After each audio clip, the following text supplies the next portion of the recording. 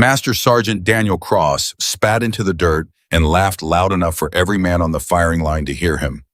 A woman. They flew a woman all the way out here for this? He didn't bother lowering his voice when Chief Petty Officer Sarah Walker walked past him. Sweetheart, 13 of the best shooters this country ever produced just failed at 4,500 meters. Do yourself a favor and go home before you embarrass yourself in front of real operators. The men around him chuckled. Nobody said a word in her defense. And Sarah said nothing at all. She just looked out at the desert, and somehow the desert looked back. Before we go any further, if you believe the quiet ones are always the most underestimated, take 1 second to subscribe to this channel and follow Sarah's story all the way to the very end. And please leave a comment telling me what city you are watching from right now, because I truly love seeing how far this story travels across the country and around the world. The Nevada desert had a way of humbling men who thought they had already conquered everything. By the time the sun hung high over the classified range, 13 of the most experienced snipers in the United States military had learned that lesson the hard way. These were not ordinary shooters. These were legends inside their own units. Men who had spent decades reading wind and pressure and distance in Afghanistan, in Iraq, in valleys and rooftops and mountainsides that never made the news. They had killed at ranges most civilians could not even imagine. They had earned every ribbon on their chests through patience and blood, and every single one of them had just failed. The target sat out there in the shimmering distance, 4,500 meters away, small and silent and completely untouched. A steel plate, a simple thing, but at that distance it might as well have been on the moon. Captain Robert Hale stood behind the firing line with his arms crossed and his jaw tight. He had organized this test himself. He had pulled strings, cleared budgets, and brought together the finest talent the special operations community had to offer, all to answer one question that had been keeping certain people awake at the highest levels of the Navy. Could an American shooter still make the impossible shot? For hours now, the answer had been no. Reset the target, Hale said quietly to the range officer. One more round. The range officer hesitated. Sir, they have each had 4 attempts. That's 52 shots, not one impact. I heard you the first time, Hale said. Reset it. The first man to step back up was a Delta veteran named Owens, a lean and weathered shooter who had never in his career missed a target he had time to prepare for. He settled behind the rifle with the calm of a man who had done this 10,000 times. He built his position slowly. He checked his data card. He dialed his elevation adjusted for the wind he could feel on his cheek and breathed. Everyone waited. Owens fired. The rifle thundered across the flats, and then came the long, agonizing silence of a bullet traveling farther than most people ever drive in a day. 2 seconds, 3, 4, nothing. The spotter beside him lowered his optic and shook his head. Miss, low and left, way off. Owens closed his eyes for a moment, then pushed himself up without a word. He had nothing to say. There was nothing to say. 53, someone muttered behind the line. Daniel Cross laughed again, but there was less humor in it now. He was not the kind of man who enjoyed watching his brothers fail, but he was the kind of man who needed to believe there was still a version of this test that could be won. And if it could be won, he intended to be the one to win it. He had a reputation stretching back 20 years. Impossible shots under fire. Rooftop rescues where the margin was measured in inches. He had earned the right to believe in himself. Everybody's overthinking that, Cross announced loud enough to carry. You're all chasing the wind like it's some kind of ghost. It's a plate sitting in still air. You put the reticle where the math says and you break the shot clean. That's it. Then why hasn't the math worked once today, Dan? Owens asked, not unkindly. Cross didn't answer that. Instead, he walked to the rifle, cracked his neck, and lowered himself into position with the confidence of a man who had never truly believed there was a shot he could not make. Sarah watched all of it from the back of the line, and she did not say a word. She had been watching for hours. Not the shooters, the desert. While the others studied their rifles and their data cards and their ballistic computers, Sarah had been reading something none of them seemed to notice. The heat rising off the sand in ribbons. The way the scrub brush at 2,000 meters bent one direction while the dust at the base of the target drifted another. The thin, restless movement in the air far down range that had nothing to do with the still breeze the shooters felt on their own faces. Her father's voice lived in her head the way it always did on days like this. Anyone can read numbers, Sarah. A true professional understands what those numbers are actually telling you. Her father had been a military meteorologist, a quiet man who spent his career studying the invisible. When she was a girl, he used to take her out to open fields and ask her to describe the wind, not measure it, describe it. He taught her that the air was never one thing. It was layers. It was moods. It changed with height and heat and the shape of the ground beneath it. He taught her that the wind she felt on her skin was almost never the wind that mattered. Most people, he told her, live their whole lives feeling only the wind at their feet. Cross-fired. The blast rolled across the range, and once again came that long, terrible silence. Everyone leaned forward. Even the men who had already failed found themselves holding their breath, because if anyone could break this curse, it was Daniel Cross. 4 seconds passed. The spotter grimaced. "Miss, high and right this time. You corrected too far." For a long moment, Cross did not move. His hands stayed on the rifle. His jaw worked slowly, grinding down whatever he wanted to say. Then he stood, and when he stood, something in his face had changed. The confidence was still there, but underneath it, for the first time all day, was doubt. And Daniel Cross hated doubt more than he hated anything in the world. "This isn't a real test," he said. "Nobody makes this shot. Nobody on earth makes this shot. Whoever set this range up, set it up so we'd fail." "It's been made," Captain Hale said quietly. The line went still.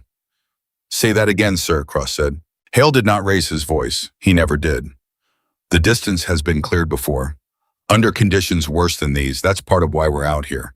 I needed to know whether it was a fluke or whether it can be taught. So far, all 13 of you have told me it was a fluke." That landed hard. 13 of the best shooters in the country reduced in one sentence to men who could not do what someone somewhere had already done. "Who made it?" Owens asked. Hale didn't answer. He just looked down at his clipboard, and there was something in the way he did it that made a few of the men glance back over their shoulders toward the quiet figure standing at the rear of the line. Sarah felt their eyes on her and kept her own eyes on the desert. Cross saw the glances. He turned, followed them, and when he realized where they landed, his mouth tightened into something ugly. "You have got to be kidding me." He walked towards Sarah with the slow, deliberate stride of a man who intended to make a point in front of an audience. "You brought a SEAL who spends her days doing what exactly you want us to believe she cracked this range." "I didn't say who," Hale said. "You didn't have to." Cross stopped a few feet from Sarah and looked her up and down like she was a piece of equipment that had been delivered to the wrong address. "You want to say something cheap? You've been standing back there all day like a statue. 13 of us just ate dirt trying to hit that plate. You got some secret we don't." Sarah looked at him then, really looked at him. And when she spoke, her voice was quiet and even, without a trace of the heat everyone expected. "You corrected too far because you were chasing the wind you could feel," she said. "The wind you could feel wasn't the problem." Cross blinked. "What did you just say to me?" "You felt a light left-to-right breeze on your face." "Oh," Sarah went on, as calm as if she were describing the weather to a neighbor. "So you held for it, but that breeze dies about 400 meters out. Past 2,000 meters, the air is moving the other direction, and it's moving harder. Your bullet spent most of its flight in wind you never accounted for. That's why your first shot went one way, and your correction sent the second one the opposite way. You weren't wrong about your rifle. You were wrong about the air." The silence that followed was different from all the silences before it. It was the silence of men who had just heard something true and did not want to admit it. Cross's face went red. "You expect me to believe you can see wind 2 miles out with your eyes? Nobody can do that." "I'm not seeing the wind," Sarah said. "I'm reading what the wind touches. The brush, the dust, the heat coming off the ground, the way the mirage bends at different distances. The desert's telling you everything, Master Sergeant. You just have to be willing to listen instead of talk." A couple of the younger snipers looked at each other. One of them, a wiry kid named Ryan Mitchell, who had failed his own attempts earlier in the day, muttered something under his breath that sounded a lot like, "She's not wrong." Cross heard it. He heard all of it, and it made him worse. "You know what this is?" he said, turning to face the whole line now playing to the crowd. "This is what happens when they let politics into a range. They needed a story. A woman SEAL who reads the desert like some kind of mystic. It's a good story. It'll look great in a briefing.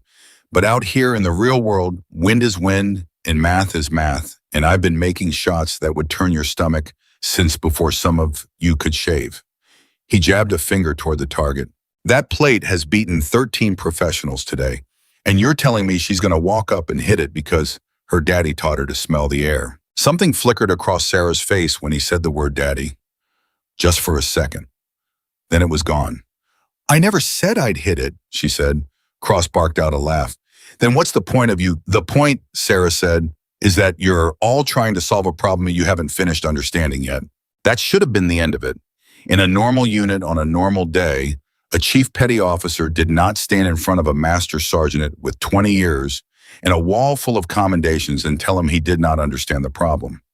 But there was something in the flat certainty of her voice that made even Cross pause. Captain Hale stepped forward before it could go any further. Master Sergeant Cross, he said, you've had your attempts, all 5 of them. You have 0 impact, same as everyone else. He let that sit. So maybe before you decide whose method is nonsense, you want to see whether a different one works. Cross's jaw flexed. He looked from Hale to Sarah and back again, and everyone on that line could see the war going on behind his eyes. Pride against curiosity. 20 years of hard-earned belief against the small, gnawing possibility that he had been staring at the answer all day without seeing it. Fine, he said at last. Let her try, and when she misses, I want it on record that I called it. Noted, Hale said dryly, but he didn't call Sarah forward yet, because Sarah wasn't ready to come forward yet. She had lowered herself into a crouch at the edge of the line, her forearms resting on her knees, and she was doing what she had been doing all day. Watching, reading, letting the desert speak. What is she doing? One of the snipers whispered. She's studying the mirage, Ryan Mitchell said, and there was something almost reverent in the way he said it. Look at her eyes, she's tracking the whole distance. Near middle far, she's building a picture. She's stalling, Ong, Cross muttered. But he was wrong, and some part of him knew it. Sarah was not stalling. She was doing the thing her father had spent his whole life trying to teach anyone who would listen. She was refusing to fire a single shot until she understood not the desert as it was in this second, but the desert as it would be in the 4.5 seconds it took a bullet to cross it. Because that was the secret. That was the thing that 13 brilliant men had missed. They had all calculated their conditions at the moment they pulled the trigger. Sarah calculated her conditions at the moment the bullet arrived. The difference sounded small. It was not small. At 4,500 meters, that difference was everything. A bullet fired at this range did not travel through one environment. It traveled through thousands of them, each one slightly different from the last. It climbed out of the warm, still air near the shooter and into the faster, colder rivers of wind higher up. It crossed pockets where the ground radiated heat and bent the air like a lens. It slowed and dropped and drifted. And by the time it reached the target, it had lived an entire lifetime of tiny influences, any one of which could turn a perfect shot into a puff of dust 2 feet from the plate. The 13 had been trying to hit the target. Sarah was trying to understand the journey. How long is she going to sit there? Sarah, Owens asked not as a complaint, but as a genuine question. He had spent his whole career next to gifted shooters, and he had never seen anyone approach a shot quite like this. As long as it takes, Hale said. Minutes passed. The men grew restless, then quiet, then oddly patient, as if some of them were starting to understand that they were watching something they had never seen before. Even Cross stopped talking. He stood with his arms crossed and his eyes narrowed, and although he would never have admitted it, he had begun to watch Sarah the way a man watches a puzzle he cannot quite solve. Then Sarah spoke so softly that only the men closest to her heard it. Wind's changing across altitude, she said almost to herself. Bottom third is dead. Middle's pushing left. Top third's coming back the other way and picking up speed. She tilted her head slightly, reading something in the shimmer above the distant target. And it's not steady, it's breathing. Breathing, Ryan Mitchell whispered. Every desert breathes, Sarah said. You just have to catch the rhythm. Cross could not hold it in any longer. This is theater, he snapped. She's putting on a show. Nobody reads wind in 3 layers with the naked eye. Captain, are you seriously going to let her sit out here and philosophize while we bake in the sun? Hale looked at him. You in a hurry to see her, fail Master Sergeant, or are you afraid she won't? That shut Cross up, but his face said everything his mouth would not. Sarah rose to her feet, slowly, without drama. She had made her decision, though the shot itself was still minutes away, because there was still one thing she needed to do first, and it was the thing that separated her from every man who had failed that day. She walked to the firing position, but she did not lie down behind the rifle. Not yet. Instead, she knelt beside it and began to check it, not the way the others had with the quick, confident hands of men who trusted their equipment. She checked it the way her father had taught her to check anything that her life or someone else's might depend on. Slowly, completely, as if she had never seen it before. "That rifle's already zeroed," Cross said. 13 of us used it." "That's the problem." "Bomb," Sarah said, not looking up. 13 of you used it. Every one of you gripped it a little different, loaded the bipod a little different, left a little of yourselves on it. I don't want your zero, I want mine." Owens raised an eyebrow. It was, he had to admit, exactly the kind of thing a truly obsessive shooter would notice and everyone else would ignore. Sarah worked in silence. She checked the scope. She checked the mounts. She ran her fingers along the barrel, feeling the heat still trapped in the steel from the last man's attempts. She noticed that the barrel was warmer than the air, which meant her first round would fly slightly different than a coal barrel would, and she filed that away with everything else. She adjusted the bipod. She settled the rear bag. She did not rush a single motion, and the longer she went, the quieter the range became until even the wind seemed to hold its breath. "You're going to talk me into an early grave," Cross said, but the fire had gone out of it. Now it was just the muttering of a man who did not know what else to do with the tension building in his chest. Finally, Sarah lowered herself behind the rifle, and that was when everything changed. Because the moment she settled into position, the men watching her stopped seeing a woman they had doubted and started seeing something else entirely. A shooter, a real one. The way her body folded into the ground, every point of contact deliberate, every muscle relaxed except the ones that had to work. There was no tension in her, no striving. She lay behind that rifle like she had been born behind it. Ryan Mitchell felt the hair rise on his arms. "Look at her natural point of aim," he breathed. "She's not muscling it. She's just settling into it. It's like the rifle's part of her." Even Owens, who had spent 30 years around the best shooters alive, leaned in. He had seen skill. He had seen talent. He had rarely seen stillness like this. Sarah pressed her cheek to the stock. She looked through the scope, and for a long, long moment she did not touch a single dial. She was reading. The target swam in the shimmer 4.5 kilometers away, distorted by heat, warped by distance. To the naked eye, it was a speck. Through the scope, it was a plate riding on a river of moving air. And Sarah read that river the way other people read a page. The mirage between her and the target told her the temperature of the air at every layer. The way the heat waves leaned told her the wind. The speed of their shimmer told her how fast that wind was moving. She stacked it all together, layer by layer, near to far, until she had built in her mind a complete picture of the invisible country her bullet would have to cross. "Wind's building at the top layer," she murmured. "It'll be moving faster in 10 seconds than it is right now." "Then shoot now," Cross said. "No," Sarah said. "I don't want the wind now. I want the wind when the bullet gets there. The bullet doesn't arrive now. It arrives 4.5 seconds after I break the shot. I'm shooting into the future, Master Sergeant, not the present." Something in the way she said it made the whole line go silent. Because it was true, and none of them had thought of it that way. Not once, not in all their years. They had been shooting at where the target was and where the wind was, and they had never once stopped to think that at this distance, by the time the bullet finished its journey, the world it was flying through would already be a different world than the one they had aimed at. Sarah began to adjust the scope. Her movements were tiny, almost invisible. A click here, half a click there. She was not making the bold, confident corrections the men had made all day. She was making the smallest possible changes because she understood something they had learned only through failure. At this range, a small mistake was not a small mistake. It was a catastrophe. One click too many, and the bullet would miss by the length of a school bus. "She's barely touching it," Owens whispered. "That's the point," Ryan Mitchell whispered back. "At 4,500, everything is barely." Cross said nothing now. He had stopped fighting it somewhere in the last few minutes without ever deciding to. He stood behind her with his arms crossed, and his heart, though he would rather have died than admit it, beating just a little faster than it should have. Sarah settled her breathing. In through the nose, slow filling the bottom of her lungs the way her father had taught her before she was old enough to hold a rifle. Out just as slow. She let her heart beat slow with it. She let the whole world narrow down to the small, bright circle of the scope and the small, dark plate riding the moving air. And then in the stillness, she thought of her father. He had never seen her make a shot like this. He had died 2 years before she earned her trident, before she proved that the girl he had taught to describe the wind in an empty field could carry that gift into the darkest and hardest corners of the profession of arms.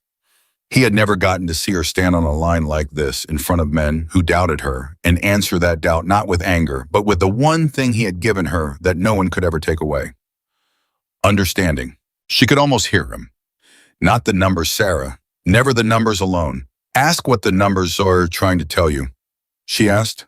The desert answered, and Chief Petty Officer Sarah Walker knew with a certainty that lived in her bones and not in any computer exactly where to send the bullet. Behind her, 13 of the finest snipers in the United States military stood in absolute silence. The men who had mocked her, the men who had glanced back at her all day wondering, the man who had called her sweetheart and told her to go home. Every one of them was leaning forward now, holding a breath they did not realize they were holding, watching a shooter they had underestimated for the last time. Captain Hale did not move. He had brought 13 legends to this range, hoping one of them could prove that the impossible could be taught. 13 had failed, and now the answer to his question, the question that had climbed all the way to the highest levels of the Navy, rested on the trigger finger of the one person no one had believed in when the day began. Sarah's finger found the trigger. She did not squeeze it yet. She rested it there, taking up the first stage of the pressure, feeling the mechanism, the way she felt everything completely patiently, without a single wasted motion. Her breathing settled into that long, empty pause at the bottom of the exhale, the quiet moment her father had taught her to live inside, the moment where the whole world goes still, and there is nothing but the target and the will to reach it. My turn, she had said minutes ago. Now the range held its breath, and the finger began to move.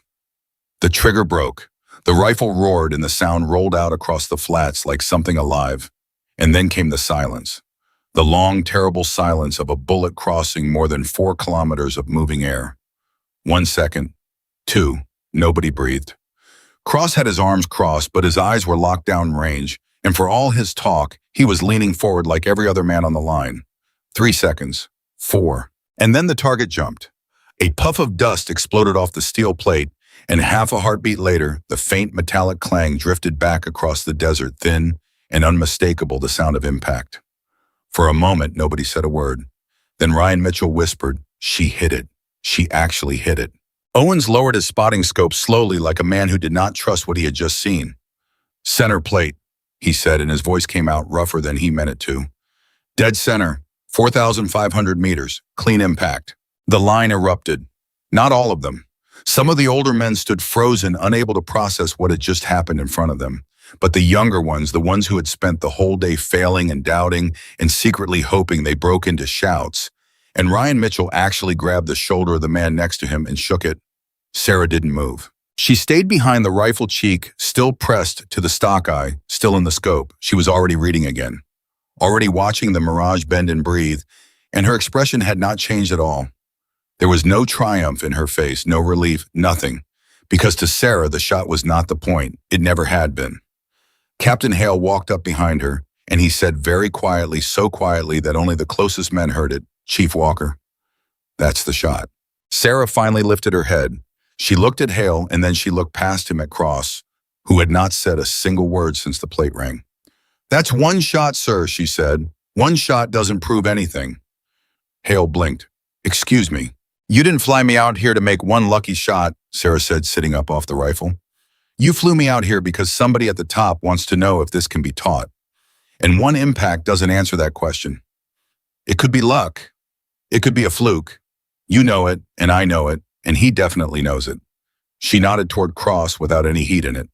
"So don't put that shot in your report as anything more than what it is. Because if you tell people, I proved something today, and then tomorrow, see, I can't do it again, you've made a liar out of both of us." That was the moment the whole line went quiet in a completely different way. Because they had all been waiting for her to gloat, every single one of them. After what Cross had done to her, after the rifle in the dirt, and the shove and the words in front of everyone, they had expected her to stand up and rub his face in it. That was what any of them would have done. That was what the moment demanded. And instead, she had just told her own commanding officer that her shot didn't count for much. Cross stared at her. His jaw worked. Whatever he had braced himself for, this was not it. "Why would you say that?" he said. It came out flat, almost angry, but the anger was confusion wearing a familiar coat. "You just made a shot 13 of us couldn't make. Why would you talk it down?" Sarah looked at him, and for the first time, there was something in her eyes that was not calm distance. There was something older, something tired. "Because I've watched what happens when people believe a story instead of the truth," she said. "The story is easy. The truth takes work. And out here, the difference between the story and the truth gets people killed." That landed harder than anyone expected. Hale cleared his throat. "Reset the target," he said to the range officer. "Chief Walkers are going to shoot it again." "Yes, sir," the range officer said, and he practically ran to do it. While they reset, the men drifted closer, the way people drift toward a fire on a cold night. The circle around Sarah tightened. Owens crouched down near her, studying the rifle, studying her position. And when he spoke, it was with the genuine hunger of a professional who has just realized he still has something to learn. "How'd you know the top layer was going to build?" he asked. "I watched that whole flight. You held for more wind than was actually there when you broke the shot. If I'd have held that, I'd have blown it off the plate." "Because it wasn't about the wind when I broke the shot," Sarah said. She began settling back into position as she talked, her hands moving through their checks, again slow and complete. The bullet was in the air for 4.5 seconds. In 4.5 seconds, that top layer of wind was going to speed up. I could see it building in the mirage. So I didn't hold for the wind that was there. I held for the wind that was going to be there when the bullet arrived. Owen sat back on his heels. "You aimed at the future. Everybody at this range aimed at the present," Sarah said. "That's why everybody at this range missed." Ryan Mitchell had crouched down on her other side, and he was hanging on every word. "But how do you even see that? How do you see wind building 2 miles out?" "You don't see the wind," Sarah said for the second time that day. "You see what it touches. You watch the mirage, near, middle, far. You learn what fast looks like and what slow looks like. You learn what left looks like and what right looks like. And then you stack it up in your head, layer by layer, until you've built a map of air nobody else can see." She paused, hands still on the rifle. "My father used to make me describe the wind in an empty field when I was a kid. Not measure it, describe it. He'd say anyone can read a number. A professional understands what the number's trying to tell them." "Your father teach you to shoot?" Owens asked. Something flickered across Sarah's face. "No," she said. "My father never fired a rifle in his life. He was a weatherman." A couple of the men actually laughed, but it wasn't a mocking laugh. It was the laugh of people realizing the thing they had underestimated all day had come from a place none of them would have ever thought to look. "Target set," the range officer called. The men went quiet again and stepped back. Sarah lowered her cheek to the stock, and this time they watched differently, not waiting for her to fail, not even waiting for her to succeed, watching the way a student watches a master, trying to catch the thing they'd been missing their whole careers. She read the mirage. She murmured to herself, so soft it was almost nothing. Middle layers steady, tops holding this time, no build. She made one tiny correction. Half a click back off the elevation. One of the men would have missed it entirely. Then she settled her breathing, dropped into that long, empty pause at the bottom of the exhale, and broke the shot. The rifle thundered. The silence stretched. 1 second, 2, 3, 4. The plate jumped and the clang rolled back across the flats. "Hit," Owen said, and he didn't even bother to sound surprised this time. "Center, again." Nobody cheered now. It was past cheering. It had become something more serious than that. "Third time," Hale said. "Reset." Sarah shot a third time and a fourth and a fifth. Each time she read the mirage differently because each time the desert was breathing differently, and each time she adjusted not for the world as it was, but for the world as it would be when the bullet finished its journey. Twice she held for building wind. Once she held for the ground, heat bending the air. Once she barely touched the dials at all because the desert had gone still for a moment and she'd caught it in the stillness. 5 shots, 5 hits. By the fifth, the men had stopped making sounds altogether. They just stood there watching a woman they had mocked at sunrise systematically dismantle everything they thought they knew about the outer edge of their profession. And that was when Daniel Cross finally spoke the words that changed the whole day. What did we miss? He didn't say it loud. He didn't say it for the crowd. He said it quietly the way a man says something that cost him. 20 years, a wall of commendations, a reputation built shot by shot across 2 decades of war. And he was standing in the dirt of a Nevada range, being a chief petty officer he'd shoved that morning what he had missed. Sarah lifted her head from the rifle. She looked at him for a long moment before she answered. And when she did, there was no victory in her voice. If anything, there was something almost gentle in it, which was the last thing anyone expected. You didn't miss because you're not good enough, she said. Every one of you is better than good enough. You missed because you trusted incomplete information. You calculated everything perfectly for one moment in time, the moment you pulled the trigger. But the bullet doesn't live in that moment. It lives in the 4.5 seconds after it. And in those 4.5 seconds, the whole world is flying through changes. You were solving the right equation with the snapshot, and this shot needs a movie. Cross was silent for a long time. A movie, he said finally. The bullet crosses thousands of little environments on its way out there, Sarah said. Warm air near you, colder air up high, wind that's dead low and screaming up top, pockets over the hot ground that bend the air like glass. Every one of those pushes the bullet a hair, and a hair at 4,500 meters is the length of a truck. You weren't shooting through one Desert Master Sergeant. You were shooting through 1,000 of them, and you aimed at the one under your own feet. Owens exhaled slowly. My whole career, he said half to himself. 30 years, and I never once thought about it that way. Most people don't, Sarah said. There's never been a reason to. At 600 meters, at 1,000, even at 2,000, the snapshot's good enough. The world doesn't change much in 1 second of flight. It's only out here past the edge where the snapshot lies to you. And nobody teaches you that because almost nobody ever shoots out here. Cross rubbed a hand across his mouth. Something was happening behind his eyes, and it was a hard thing to watch because it was a proud man being taken apart from the inside. This morning when he said, the rifle, what I did, what I said to you. I know what you did, Sarah said. I'm not. He stopped. Started again. I threw your weapon in the dirt. You did. And you hit that plate 5 times anyway.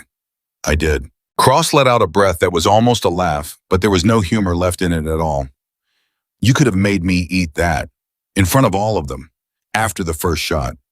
You could have stood up and put my face in the sand, and nobody here would have blamed you. He shook his head slowly. Why didn't you? Sarah stood up off the rifle. She was shorter than Cross by a head, and she looked up at him without any fear and without any triumph. Because I didn't come here to win against you, she said. I came here because somebody thinks this can be taught. And if it can be taught, then it doesn't belong to me. It belongs to everybody who might have to make this shot someday, including your daughter if she ever puts on the uniform. She let that sit for a second. You've got a 9-year-old. You told me this morning I'd throw like her. I hope one day she gets a teacher who cares more about what she can learn than about being right in front of a crowd.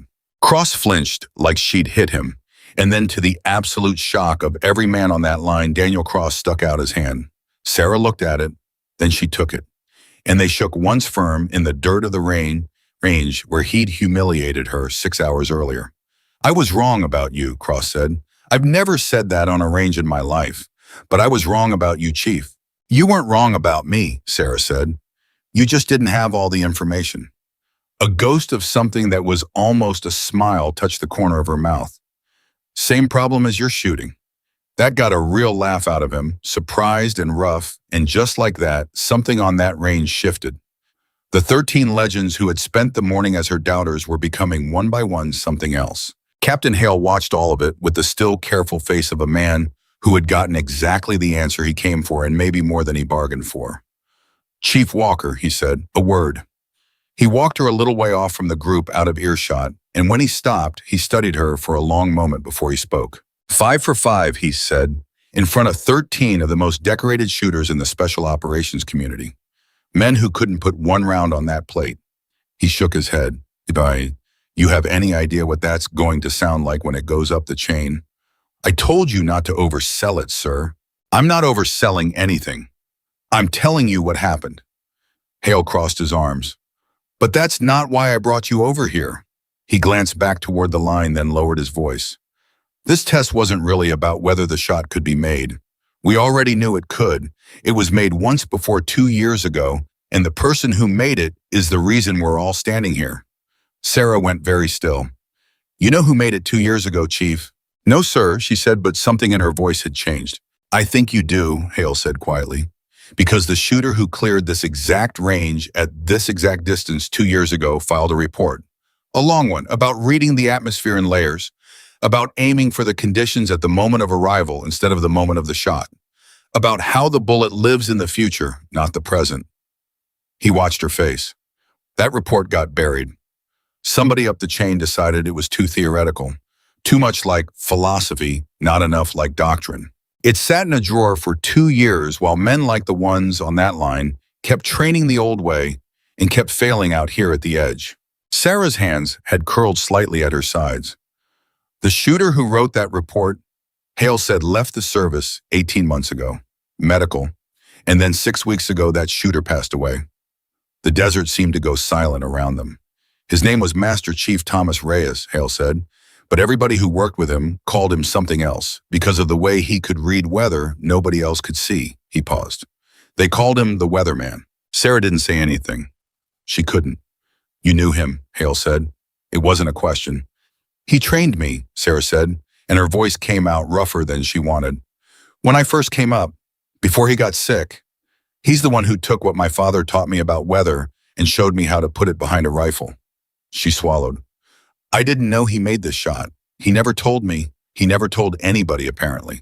He told the report, Hale said gently, the report nobody read. And when he died, somebody finally pulled it out of that drawer and actually read it and realized we'd been sitting on the answer for 2 years. So they set up this test, 13 of the best we have to see if the old way could crack it. He looked at her. It couldn't. And then you walked up and did in one afternoon what Reyes tried to teach the whole community 2 years ago and got ignored for. Sarah looked away out at the target, and for a long moment she didn't trust herself to speak.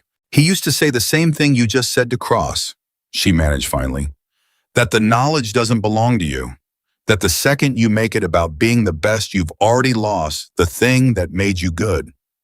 She wiped her eyes with the back of her wrist quick, like she were mad at them for betraying her. He'd hate this test, sir. 13 guys competing to make a shot. He'd say you set it up backwards. He'd say the shot was never the point. That's almost word for word what you said an hour ago, Hale said. I know, Sarah said. I learned it from him. Hale was quiet for a moment. Then he said, that's why I want you to teach it. Sarah turned to look at him. His report's not enough, Hale said. A report can't stand in the dirt next to a man and show him what the mirage is doing. Reyes proved the shot could be made and nobody listened. You just proved it can be made 5 times in a row in front of 13 witnesses who will never doubt it again. That's not a fluke anymore, Chief. That's the beginning of a doctrine. But a doctrine needs a teacher. And the only person alive who understands what Reyes was trying to teach is standing in front of me.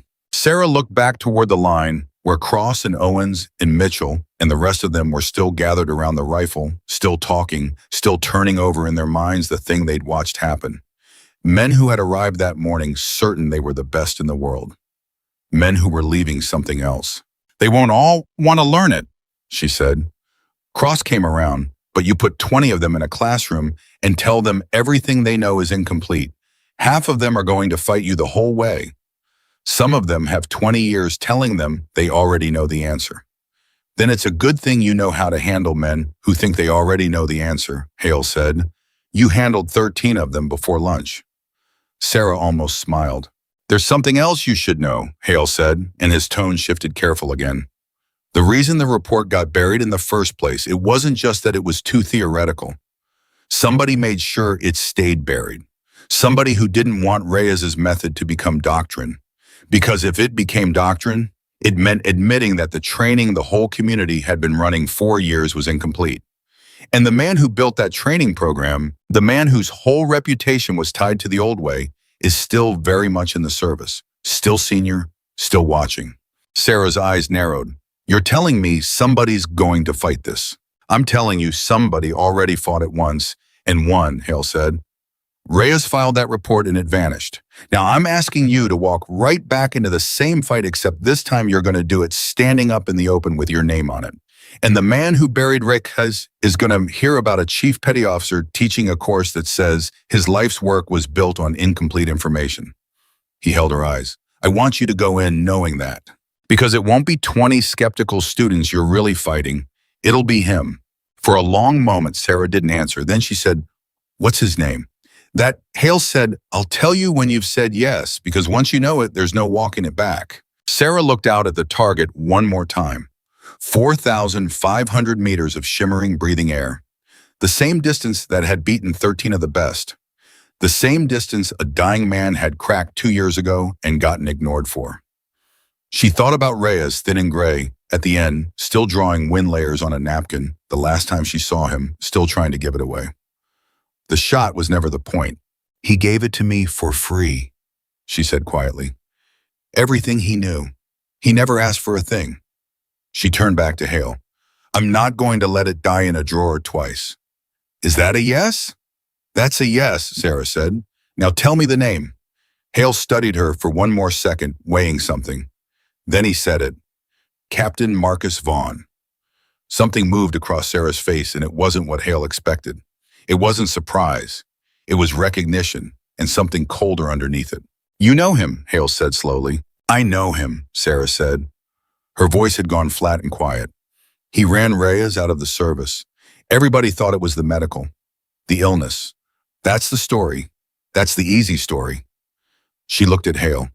But I sat with Tom Reyes in that hospital, sir, and he told me it wasn't the illness that broke him at the end. It was watching the thing he spent his whole life learning get shoved in a drawer by a man who cared more about being right than about the guys who die out here without it. Hale was very still now. Marcus Vaughn didn't just bury a report, Sarah said. He buried the best teacher this community ever had, and he did it to protect his own name. She let out a breath long and slow, and when she spoke again, there was steel in it that nobody on that range had heard yet, not even during the shooting. You want me to teach this course, Captain, I'll teach it. But understand something. This stopped being about a shot the second you said his name. What is it about then? Hale asked quietly. Sarah looked out one last time at the plate on the horizon, the plate that had rung 5 times that afternoon under her hand, and she thought about a dying man's voice and a report in a drawer, and 20 students who didn't know yet that they were about to become the ground on which a 2-year-old fight was finally going to be settled in the open. It's about making sure, Sarah said, that the next time somebody like Tom Reyes tries to give this away for free, there's nobody left with the power to bury it. And Captain Hale, looking at her face, understood that he had not just recruited an instructor. He had lit a fuse. Hale didn't answer right away. He looked at Sarah for a long moment, and there was something in his face that was part respect and part worry, because he had just watched a quiet woman turn into something with a purpose, and men with purpose were harder to control than men with ambition. I need you to hear me on one thing, he said finally. You go into this angry, you lose. Vaughn's been playing this game for 25 years. He knows how to make a passionate person look like a problem. He'll let you burn yourself down and then point at the ashes and say, see, this is what happens when you let emotion into doctrine. He stepped closer. The only way you beat a man like that is to be so right, so calm, and so undeniable that he can't touch you without touching the truth. You understand Reyes lost because he filed a report. Papers are easy to bury. You win by making it real, by putting it in 20 men who go back to their units and can't stop talking about it. You make it a thing that's already happened. You can't bury a thing that's already happened. Sarah took that in. The heat in her didn't leave, but it changed the way a fire changes when you build a wall around it and give it a direction. Calm and undeniable, she said. Calm and undeniable, Hale repeated. Can you do that? Because the Sarah Walker who just told me this stopped being about a shot. She scares me a little. The one who read The Mirage all afternoon and never raised her voice once, that one wins. They're the same person, sir. I know they are, Hale said. That's what scares me. Just make sure the calm one holds the trigger. They walked back toward the line together. The men had not dispersed. That in itself was unusual. On a normal test day after the shooting was done, the shooters drifted off to clean gear and swap lies and decompress. But these men were still gathered around the rifle, still gathered around the empty spot in the dirt where Sarah had lain, and they were talking in the low, intense voices of people trying to fit something new into a shape their minds had already been set into. Cross saw her coming and straightened up. "Chief," he said, "the guys have questions. A lot of them." He rubbed the back of his neck, and it was strange to see a man like that look almost sheepish. "I told them you'd probably rather clean up and go after this morning, after what I did. But if you've got a few minutes, they'd like to hear it, straight from you." Sarah looked at the circle of faces. An hour ago, they had watched her with doubt, some of them with open contempt. Now they were watching her with something that looked uncomfortably like hope. And hope from hard men is a heavy thing to be handed. "I've got more than a few minutes," she said. "Sit down, all of you." They sat. 13 of the most decorated snipers in the country sitting in the dirt like recruits around a woman most of them had wanted to send home before breakfast. "First thing," Sarah said, "forget the word win for a minute. Win's what's got you. You keep chasing a single number, a single direction. One value you can dial into a scope. And out here, that number's a lie because there isn't one wind. There's the wind at your muzzle and the wind at 500 and the wind at 2,000 and the wind at the target. And they're all different and sometimes they're fighting each other." She picked up a handful of sand and let it fall from her fingers, watching the grains drift. "The bullet feels all of them, not the strongest one, all of them, in order. So you can't ask what is the wind, you have to ask what is the air going to do to my bullet at every stage of a 4.5-second flight. Those are completely different questions." "How do you even hold that many variables in your head at once?" one of the younger men asked. "By the time I read the far mirage, I've lost the near one." "You don't hold them separately," Sarah said. "That's the mistake. You don't read 3 winds and add them up. You read the whole flight as one shape. It's like listening to a chord instead of 3 separate notes. You practice until the near the middle and the far stop being 3 things and become one picture that tells you where to send the round." She looked around the circle. "That's the part that takes years, not the math. The math is easy. The seeing is what takes years. And it can't be taught with a formula. It has to be taught in the dirt, in the mirage on a real range, by somebody standing next to you saying, 'There, do you see it? That's fast air. That's slow air. That's a layer building.'" Owens leaned forward. "Who taught you to see it?" And there it was again, the question that led straight back to the thing Hale had just told her out of earshot. Sarah felt the whole weight of it settle on her chest.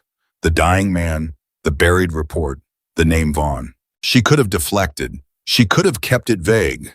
But she looked around at these 13 men and she understood with sudden clarity that Hale was right. The way you beat a buried truth is you make it real in front of witnesses. And here were 13 witnesses, the best in the community, sitting in the dirt and finally ready to listen. "His name was Thomas Reyes," she said. A couple of the older men went still. Owen's head came up sharply. "You knew Reyes," Owens said. "Master Chief Reyes, the weatherman." "You knew him too," Sarah said, reading his face. "Everybody in the long-range community knew of him," Owens said slowly. "Guy was a legend and a ghost at the same time. You'd hear stories, impossible shots, reading weather like he had a satellite in his head. And then he just disappeared. Medical, they said. And then a few weeks back, somebody said he'd passed." He frowned. "I didn't know he had a protege." "He had exactly one," Sarah said. "Me. He took what my father taught me about weather and spent 2 years showing me how to put it behind a rifle. Everything I did on this range today, every one of those 5 shots, that's his. I'm just the one who's still alive to show it to you." The circle was dead silent now. "He made this shot," Sarah said. "This exact shot, this exact range, 2 years ago." Cross's head snapped up. "Reyes made 4,500 here." "And then he wrote it all down," Sarah said. "Everything. The layers, the reading, aiming for the moment of arrival instead of the moment of the shot. He wrote a report so somebody could pick it up after him and the community would never lose it. He gave it away for free the way he gave everything away for free." Her jaw tightened. "And somebody buried it, stuck it in a drawer and called it too theoretical. For 2 years, while men like you kept training the old and kept coming out here to the edge and kept missing. The answer existed. It was written down. and it sat in a drawer because it was easier to keep believing the old way than to admit the old way had a limit. Owen started and stopped because he didn't have a word for what that was. That's a crime, Cross finished quietly. That's what that is. Men could have died out here not knowing something we already had written down. He looked genuinely sick. I've lost guys on long shots. We all have. And you're telling me the answer was in a drawer. I'm telling you exactly that, Sarah said. The silence that followed was different from any silence that day. It wasn't awe and it wasn't doubt. It was anger. The slow, collective anger of 13 professionals realizing they had been failed not by their own limits, but by someone else's pride. Who buried it? Cross asked. Sarah hesitated. She heard Hale's voice in her head, calm and undeniable. Don't go in angry. Don't give them a name to rally around before you've given them the truth to stand on. That doesn't matter right now, she said, and it cost her to say it. What matters is that the Navy finally pulled that report out of the drawer after Reyes died. That's why we're all here. This test was them checking that whether the old way could still crack this distance. It can't. 13 of the best proved that this morning. And then Reyes' method proved it can 5 times in a row this afternoon. She looked around at them. Captain Hale asked me to teach it, a 12-week course. Take experienced shooters and give them what Reyes gave me, so it never dies in a drawer again. You said yes, Cross said. It wasn't a question. I said yes. Good. Cross stood up and he said it loud enough for all of them to hear. Then whatever unit you pull those students from, I want my name on the list. I don't care that I've got 20 years. I don't care that I'm a master sergeant and you're a chief. This morning I threw your rifle in the dirt because I was too proud to imagine you had something to teach me. I've never been more wrong about anything in my life, and I'd rather learn the truth late than keep being a fool on time. Owens stood too. Put me down. And me, said Ryan Mitchell. One by one around the circle they stood. Sarah looked at 13 men on their feet, the same 13 who had watched her rifle hit the dirt at dawn, now volunteering to sit at her feet. And for the first time all day, something cracked in her composure. Not tears. Something warmer than that. The feeling of a debt beginning at last to be paid. Reyes would have liked this, she said quietly. He always said the shot was never the point. He said the point was what you could give away. She swallowed. So here's what I'll give you right now before any course starts. The most important thing he ever taught me, and it's got nothing to do with a rifle. They waited. He said the moment you make it about being the best, you've already lost the thing that made you good, Sarah said. Every one of you came here this morning to prove you were the best in the world. That's why you missed. Not because you lacked skill, because you were so busy being the best that you stopped being students. The desert doesn't care how many ribbons you've got. It'll humble a legend and reward a rookie who's willing to actually see. The day you stop being a student is the day the desert starts beating you. She looked across. You want to know the real difference between you and me this morning? It wasn't skill. You've got more raw talent than I'll ever have. The difference was that you walked up to that rifle certain, and I walked up uncertain. You were sure you already knew. I was sure I didn't. And out here at the edge, uncertain wins every time. Because uncertain keeps looking, certain stops. Cross absorbed that like a physical blow, and then slowly he nodded. My daughter, he said. This morning I told you you throw like my daughter, like it was an insult. He almost laughed at himself. She's 9. She wants to be a lot of things. Some weeks it's a soldier. He met Sarah's eyes. If she ever puts on the uniform, I hope to God she gets a teacher like you and not a fool like the man I was this morning. She'll get better than me, Sarah said, because you'll teach her what you learned today, and she'll grow up already knowing what took you 20 years to figure out. That's how it's supposed to work. That's the whole point. You don't hoard it. You pass it down. Each one a little better than the last. Her voice caught just slightly. That's what Reyes did for me. That's what I'm going to do for you. And that's what you're going to do for her. The desert wind moved across the range, and for once, none of them tried to measure it. They just felt it, the way you feel something you've finally been given permission to understand. Captain Hale watched from a few feet away, and he said nothing because there was nothing to say. He had come here with a question about a shot. He was leaving with the beginning of something much bigger and much more dangerous, because somewhere back at command sat a man named Marcus Vaughn, who had buried this once and did not yet know that 13 witnesses had just watched it come out of the ground. Sarah looked at the men around her and then out at the target one last time, small and silent on the horizon, no longer impossible. 12 weeks, she said. That's how long the course is. 12 weeks to take everything Ray has died trying to give away and put it somewhere. It can't be buried again. She looked back at the 13. Some of you are going to be in that classroom, but I'll tell you right now, the 12 weeks won't be about learning to make this shot. Any fool can be taught to copy a shot. The 12 weeks are about learning to think differently, and thinking differently is the hardest thing you'll ever do. Harder than any distance, because it means admitting over and over every single day that what you knew yesterday wasn't enough. When does it start? Owens asked. Sarah looked at Hale. Hale gave the smallest nod. Soon, she said. And when it does, it's not just going to be a course. Some people don't want this taught. Some people would rather it stayed in a drawer. She let that land, watching their faces sharpen. So understand what you're signing up for. You're not just learning to shoot the edge. You're standing up for the idea that the truth belongs to everybody and that no man's pride is worth more than the lives it could save. She picked up the rifle from the dirt, the same rifle Cross had thrown that morning, and held it, and it looked in her hands like it had always belonged there. Reyes stood up for that idea, and it cost him everything. I'm asking you to stand up for it too, not because it's safe, because it's right. For a long moment, nobody spoke. Then Daniel Cross put out his hand the second time that day, and this time when Sarah took it, every man in the circle put a hand in too, one on top of another in the dirt under the wide desert sky, 13 legends and one teacher binding themselves to a fight most of them didn't fully understand yet. For Reyes, Cross said. For Reyes, they answered. Sarah looked down at the pile of hands, hard and scarred and steady, and she thought of a thin gray man drawing wind layers on a napkin in a hospital room, giving it away to the very end. For everybody who comes after, she said quietly. That's who this is really for. Not us. Them. And in that moment on the range where the day had begun, with her rifle in the dirt and a man telling her to go home, Chief Petty Officer Sarah Walker stopped being the woman nobody believed in. She became the one they'd follow into a fight none of them could see coming. 6 weeks later, the fight Hale had warned her about arrived exactly the way he'd said it would. Not with a shout, with a signature. Sarah was standing in front of 20 students on the first morning of the course when the range officer handed her a folder and told her Captain Marcus Vaughn had personally reviewed the training syllabus and appended some notes. She opened it.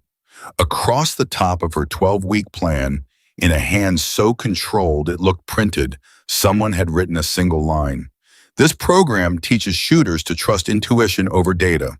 It will be evaluated accordingly, and it will fail that evaluation. She closed the folder. She didn't let a single thing show on her face. But the 20 men in front of her had seen it, and half of them already knew what it meant because half of them had been sent by Vaughn. That was the first thing Sarah figured out standing at the front of that room. Hale had gotten her the course, but Hale hadn't been able to control the roster. Vaughn had, and Vaughn had loaded it. Of the 20 experienced shooters staring back at her, only a handful had come because they wanted the truth. The rest had come because a senior captain had made it very clear that the smart career move was to attend the course, watch it fall apart, and be ready to say they'd seen it fall apart. Cross had warned her. He'd fought to be on the list himself and lost because Vaughn had blocked him, because Vaughn understood that a converted skeptic in the room was more dangerous than any teacher. So Sarah walked into that classroom with no allies and 20 men, most of whom had been sent to watch her drown. My name is Chief Petty Officer Sarah Walker, she said. In 12 weeks, some of you are going to make a shot you don't believe is possible right now. And some of you are going to quit before you get there. I already know which of you is which. I just haven't told you yet. A big shooter in the second row leaned back and folded his arms. His name was Ryan Mitchell, and he was not the young, hungry Mitchell from the range test. This was a different man with the same last name, 15 years and a reputation as one of the best in his unit, and a chip on his shoulder the size of the desert. You already know who's going to quit, Mitchell said. That's a hell of a claim from somebody who made one lucky shot in front of a bunch of tired old men. 5 shots, Sarah said, not 1. Sure, Mitchell said, 5. And now you're a doctrine. He looked around the room, playing to the half he knew was on his side. Let me save everybody 12 weeks. There's no magic in win. There's data and there's guessing. You either run the numbers or you get lucky. And dressing up, Guessing in a story about reading the desert doesn't make it science. It makes it a good YouTube video. A few of the men laughed. Vaughn's men. Sarah clocked every one of them. She didn't argue. That was the thing Mitchell wasn't ready for. He'd come loaded to fight, and she just looked at him with that flat, patient calm and let him finish, and then she said something that took all the air out of his sails. "You're right," she said. Mitchell blinked. "What?" "You're right," Sarah repeated. "If all I'm teaching is guessing dressed up in a story, this course should fail, and you should all go home. Intuition without data is just superstition, and superstition gets people killed. So if that's what you think this is, you're smart to reject it." She let that sit. "But that's not what this is. And the reason you think it is the same reason you'll miss at 4,000 meters. You've decided you already know what you're looking at, so you stop looking, which is exactly the flaw I'm here to fix." Mitchell opened his mouth and found he had nothing to put in it. "Here's my offer," Sarah said to the whole room now. 12 weeks. If at the end you still think it's guessing, I'll sign a statement saying so myself and hand it to Captain Vaughn personally. But you don't get to decide it's guessing on day one. You have to earn your rejection the same way you'd earn your agreement, by actually doing the work. Anybody who can't agree to that, the door's right there, and I'll note you left before you understood what you were rejecting. Nobody moved toward the door. That was the first mini victory, and Sarah knew better than to celebrate it. Getting them to stay in the room was nothing. Getting them to change their minds was the war. The first week nearly broke her. She took them out to the range and she didn't let them shoot. Not once. For 5 straight days, she made 20 combat veterans lie in the dirt and read Mirage. Just read it. Describe the wind at 400 meters. Now at 1,000. Now at 2,000. Not measure it. Describe it. And they hated it. They were shooters. They'd come to shoot. And this woman was making them lie in the sun narrating heat waves like children describing clouds. By Wednesday, Mitchell was done pretending to cooperate. "This is a waste of time," he announced, standing up in the middle of a session. "I've read wind for 15 years. I don't need a kindergarten class and staring at the desert. Put a rifle in my hands and I'll show you I don't need any of this." "Okay," Sarah said. She had a rifle brought out. She set up a target at 2,000 meters, well within Mitchell's proven ability, a shot he'd made 1,000 times. "Read it and shoot it," she said. "Old way. All the data you want." Mitchell smiled because this was his ground. He built his position, ran his numbers, dialed his scope, and broke a clean shot. The steel rang. A hit dead center. "There," he said, standing up. 2,000 meters first round. That's 15 years of the old way. What's your reading the desert nonsense going to add to that?" "Nothing," Sarah said. "At 2,000 meters, you're right. The old way's good enough. The air doesn't change much. In the second and a half, your bullet's in the air. Your snapshot's accurate because the world barely moves." She had the target move back and back and back until it sat at 4,300 meters, shimmering at the edge of visibility. "Now do it again, same way. All the data you want." Mitchell's smile faded a little, but his pride wouldn't let him back down in front of the room. He built his position. He ran his numbers more carefully this time. He dialed. He broke the shot. The silence stretched. 3 seconds. 4. The bullet vanished into the desert. No impact. No ring. Nothing. "Miss," Sarah said quietly. "Try again." He tried again. And again. 4 rounds. 4 misses. Each one somewhere out in the empty desert, high or low or wide, the same way 13 legends had missed 6 weeks earlier. By the 4th miss, Mitchell wasn't smiling anymore. "See now, this is rigged," he said, but there was less certainty in it. "Nobody makes that shot. You proved that yourself. 13 guys couldn't." "I made it," Sarah said. 5 times, in front of those 13 guys. She walked over and he knelt beside him. "You want to know the difference between your 2,000 meter shot and your 4,300 meter miss? It's not skill. You've got plenty of skill. It's that at 2,000 you were shooting through one desert. At 4,300 you were shooting through 1,000 deserts and you aimed at the one under your own body." She pointed downrange. "The wind at the target is doing something completely different than the wind you feel right now. And you never read it. You couldn't, because you spent 15 years never needing to, so you never learned how. That's not an insult. That's just a limit. And I'm the person who can take you past it if you'll let me." Mitchell stared out at the empty desert where 4 of his rounds had disappeared. That's why you made us read the wind for a week, he said slowly. That's why, Sarah said. You can't aim at the desert you can't see. So first you learn to see it, then you learn to shoot it. In that order, always in that order. Everybody who does it backwards ends up exactly where you are right now, certain, skilled, and missing. It was the closest thing to a crack she'd seen in him. But Mitchell was 15 years deep in the old way, and a man doesn't surrender 15 years in an afternoon. He got up, brushed off the dirt, and walked back to the line without another word. Not converted, but quieter. And quiet, Sarah had learned, was where change started. That night, Hale called on her. Vaughn's moving. He said no greeting straight out to it. He scheduled a mid-course evaluation. Week 6, he's coming out personally with a review board. He's going to watch your students shoot, and if they're not hitting the distance by week 6, he's going to shut the course down and file it as proof the method doesn't work. Sarah's stomach dropped. Week 6, nobody learns this by week 6. It took me 2 years under Reyes. I told you the seeing takes time. I know, Hale said grimly. That's why he picked week 6. He's not setting up a fair test. He's setting up an execution. He's counting on your students to fail in front of a board so he can say the method was tried and found wanting exactly like he said in his note on your syllabus. And this time it won't just be buried. It'll be officially discredited. Which is worse, because after that, nobody in the community will touch it for a generation. Sarah closed her eyes. 6 weeks, half the time she needed against a man who'd already killed this idea once and had every incentive to kill it for good. He's not just trying to stop the course, she said slowly. He's trying to make sure it can never come back. If it fails a board evaluation, it's not theoretical anymore. It's tested and rejected. It's doctrine that this doesn't work. Now you understand him, Hale said. That's why Reyes couldn't beat him. Reyes fought fair. Vaughn doesn't fight to win the argument. He fights to make sure the argument can never be had again. Why does he care so much? Sarah said. It's a shooting method. Why would a senior captain spend this much energy killing a technique that saves lives? There was a long pause on the line. That, Hale said, is the part I've been trying to figure out for 2 years. Because you're right, it doesn't make sense. Nobody burns this much capital to protect a training program. There's something under it, something about Vaughn and Reyes I haven't been able to dig up. And Chief, I'd find it before week 6 if I were you. Because right now he's got a reason we can't see, and you're fighting a man whose real motive is hidden.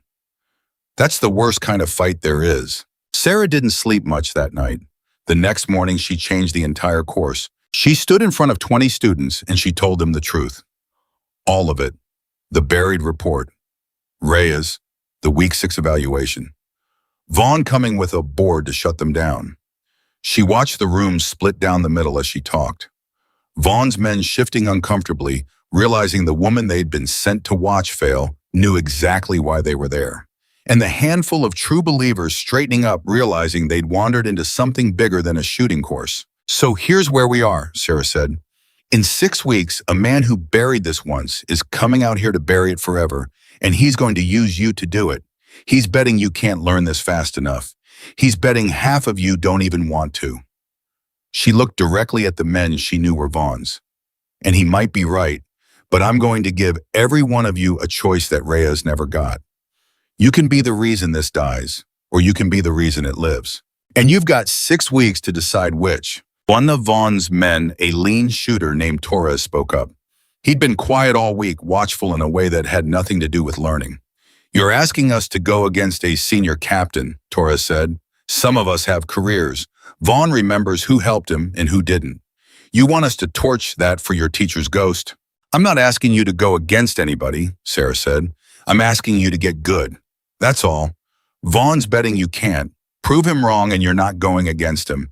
You're just being excellent, and he's the one who has to explain why excellence is a problem. She held Torres's eyes. And here's the thing about Vaughn remembering who helped him. He's a captain. Captains retire. But the guys you serve with out at the edge, the ones whose lives depend on whether this shot can be made, they remember forever. You get to pick who you're loyal to, him or them. Torres didn't answer, but he didn't argue either, and Sarah filed that away too. The next 5 weeks were the hardest of her life. She pushed them harder than any instructor any of them had ever had. 14-hour days, reading Mirage until their eyes burned, shooting until their shoulders were raw. She taught them to see the air in layers, to read the near and middle and far, as one shape to aim, not at the wind that was, but at the wind that would be when the bullet arrived. She taught them that certainty was the enemy, and that the day you stopped being a student was the day the desert started beating you. And slowly and possibly they started to get it. Not all of them. Two washed out in week 3, honestly unable to make the shift, and Sarah let them go without shame because the method wasn't for everyone, and pretending otherwise would have been the kind of lie that got people killed. But the rest, one by one, started to change. Torres was the first of Vaughn's men to cross over, though he'd have denied it. She caught him one evening after the others had gone lying in the dirt alone, reading Mirage in the fading light. Not because she'd ordered it, but because he couldn't stop seeing it now. "It's like a switch," he said, not looking at her.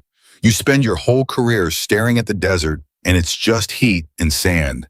And then one day it turns into information, and you can't turn it back off. I keep reading wind in the parking lot, in the chow hall. It won't stop." "It never stops," Sarah said. "That's how you know it's real." Torres was quiet for a moment. "Reyes taught you this?" "Every bit of it." "Then whatever Vaughn's got against him," Torres said, sitting up, "he's wrong, because this isn't guessing. This is the most real thing I've ever learned. And a man who'd bury this to protect his own name, that's not a leader. That's a coward with rank." Sarah didn't say anything, but something settled in her chest because she just watched one of Vaughn's own men turn not out of loyalty to her, but out of loyalty to the truth. And that was worth more than any speech. By week 5, she had a team. Not 20, 12 who could reliably read the layers and were starting to reach out past 3,000 meters. Not to 4.5 yet, but past 3,000 consistently, which 6 weeks ago every one of them would have called impossible. And then 4 days before the evaluation, Hale called with the thing that changed everything. "I found it," he said. "The reason Vaughn's been burying this for 2 years. Sarah, you need to sit down. Tell me."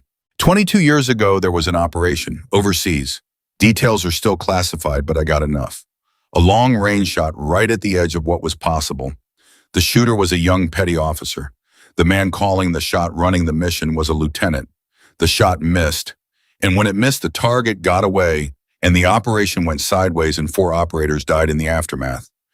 Hale's voice was tight. The shooter who missed was Marcus Vaughn. And the man who was supposed to be on the rifle that day, the man Vaughn pulled off the shot at the last minute, because Vaughn wanted the credit himself, was Thomas Reyes. Sarah felt the floor tilt. "Reyes told me later," Hale said, "in a report I finally found buried even deeper than the first one. He said he'd read the wind that day. He'd seen the layers. He tried to tell Vaughn the data was wrong, that the wind at the target was doing something different than the number said. And Vaughn, who wanted the shot for himself, who wanted the credit, told him to shut up and get off the rifle. Vaughn took the shot on the numbers. And Vaughn missed, and 4 men died. And Reyes, who'd been right, who'd tried to stop it, spent the next 20 years developing the exact method that would have saved those men. That's why," Sarah breathed. "That's why he spent 2 years killing this. It's not about the method. It's about what the method proves," Hale said grimly. "If Reyes' way works, if reading the layers beats running the numbers, then Vaughn didn't just miss a shot 22 years ago. He killed 4 men by pulling the one guy off the rifle who could have made it. Every time this method succeeds, it's evidence that Vaughn's worst day wasn't bad luck. It was arrogance. And he spent his whole career and every ounce of his rank making sure that evidence never sees daylight." Sarah was silent for a long time. "He doesn't know I know," she said finally. "He doesn't know anybody knows," Hale said. "It's buried in a classified after-action nobody's looked at in 2 decades, which means you've got the one thing he's never had to defend against, the Bois-Femmes. You know why he's really doing this?" He paused. "But Sarah, be careful how you use it.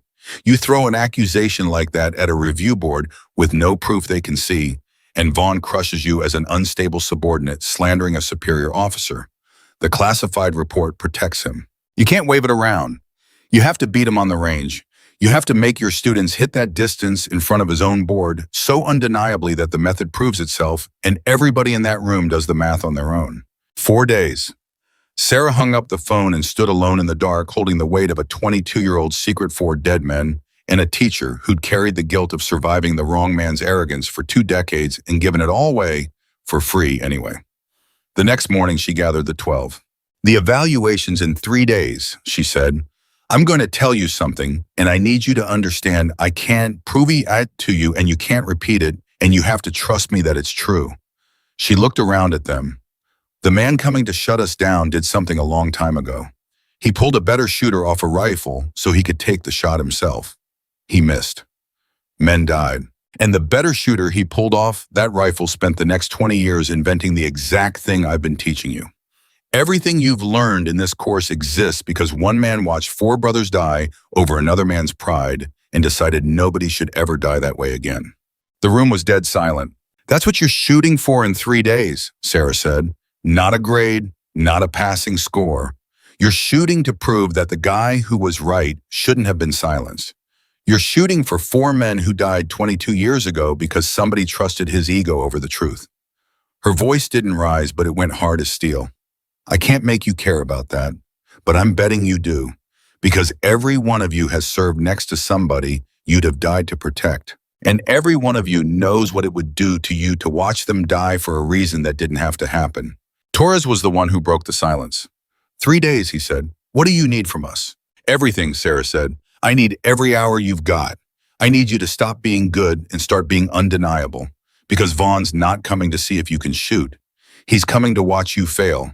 And the only way we win is if you're so good that the failure he's counting on never comes." She looked around the room one more time. "He spent 22 years making sure the truth stayed buried. In 3 days, we dig it up. On the range, in front of his own board, where he can't bury it again." Nobody said anything. Then one by one, all 12 of them stood up. And Sarah realized that whatever happened in 3 days, Vaughn had already lost something he didn't know he'd lost. Because 12 shooters who'd walked in as skeptics were about to walk onto that range as something else entirely. Not students anymore. Witnesses, carriers of a truth that once it lived in 12 men could never be fully buried again. 3 days. The clock was running, and for the first time in 22 years, it was running against Marcus Vaughn. But 3 days is not enough time to make a slow thing fast, and Sarah knew it. So she did the only thing she could. She stopped trying to make all 12 perfect, and she started building something Vaughn wouldn't see coming. That night, she pulled the roster apart and looked at it the way she'd look at the mirage. Not as 12 equal men, but as layers, each one different, each one useful in a different way. Some of the 12 could read the far layer better than the near. Some had steadier hands but weaker eyes. Torres could see the building wind almost as fast as she could now, but his position under pressure was still shaky. A quiet shooter named Dell had the calmest trigger she'd ever seen but read the middle layer too slow. She stopped trying to make each of them a complete shooter in 3 days. Instead, she started pairing them. Spotter and shooter. One man reading, one man breaking the shot. It was how Reyes had worked at the end when his hands got too weak to shoot, but his eyes could still see the air. He'd call the shot and let a younger man pull the trigger, and between the two of them, they made one perfect shooter. "That's cheating," Mitchell said when she laid it out. "Not hostile now, just testing." "That's teamwork," Sarah said. "You think the shot Reyes made out here was one man? You think the shot I made was one man?"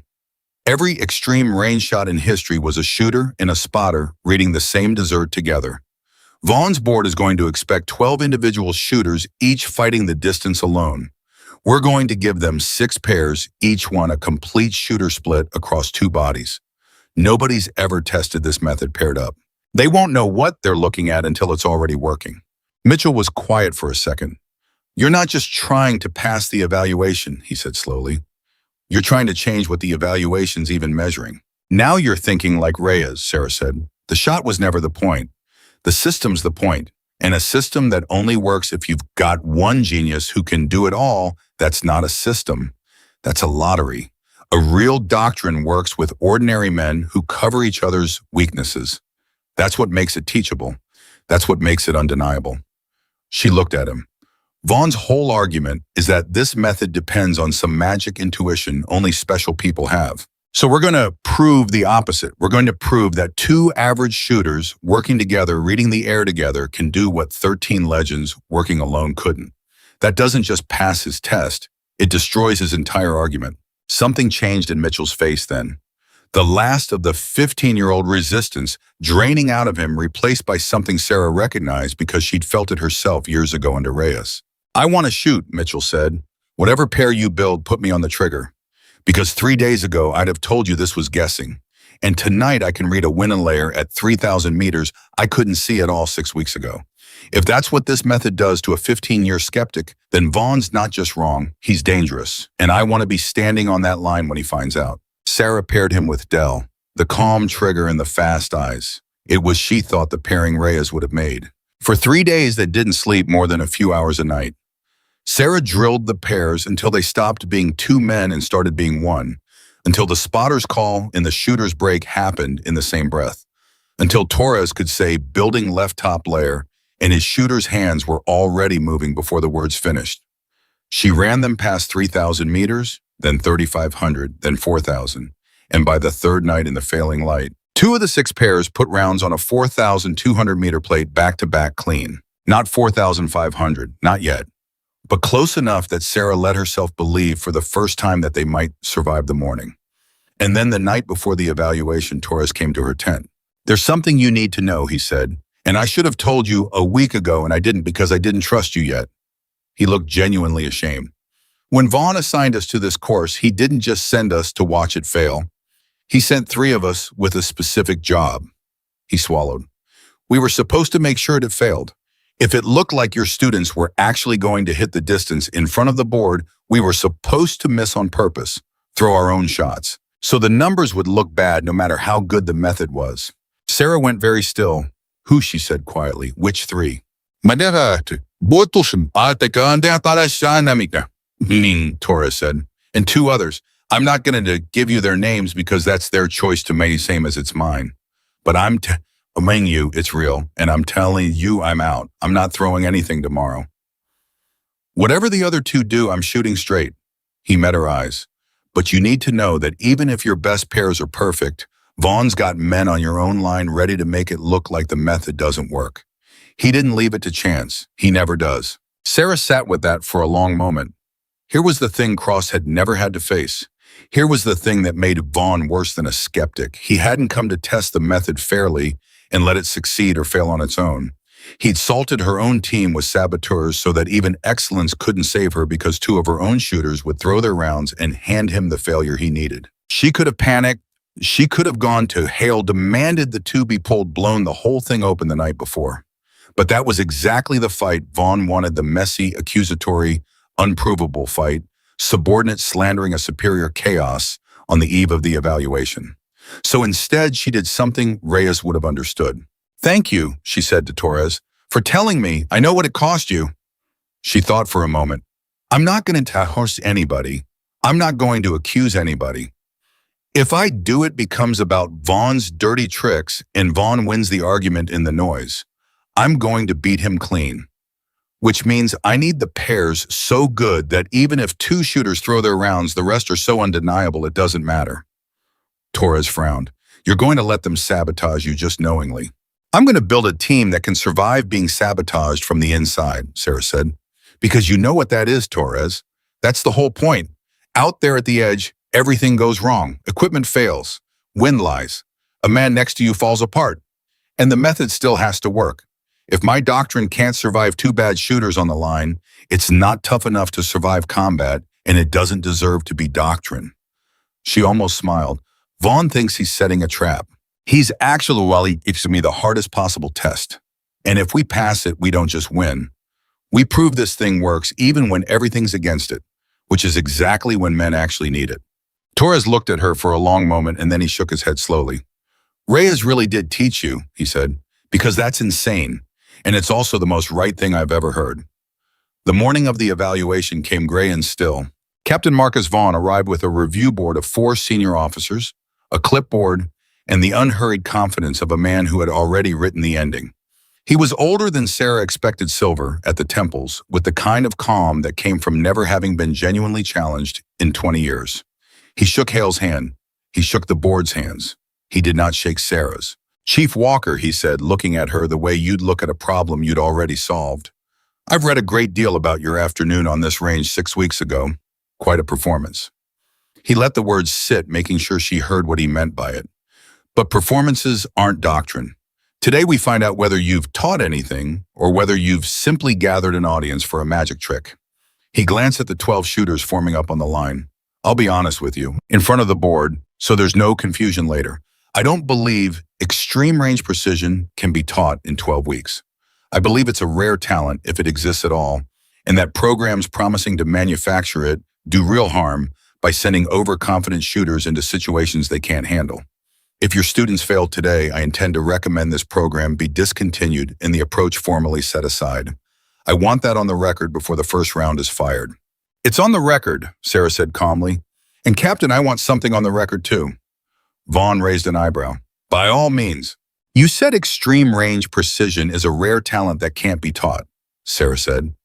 I agree it's rare. I disagree that it can't be taught. And I'd ask the board to notice that those are two different claims.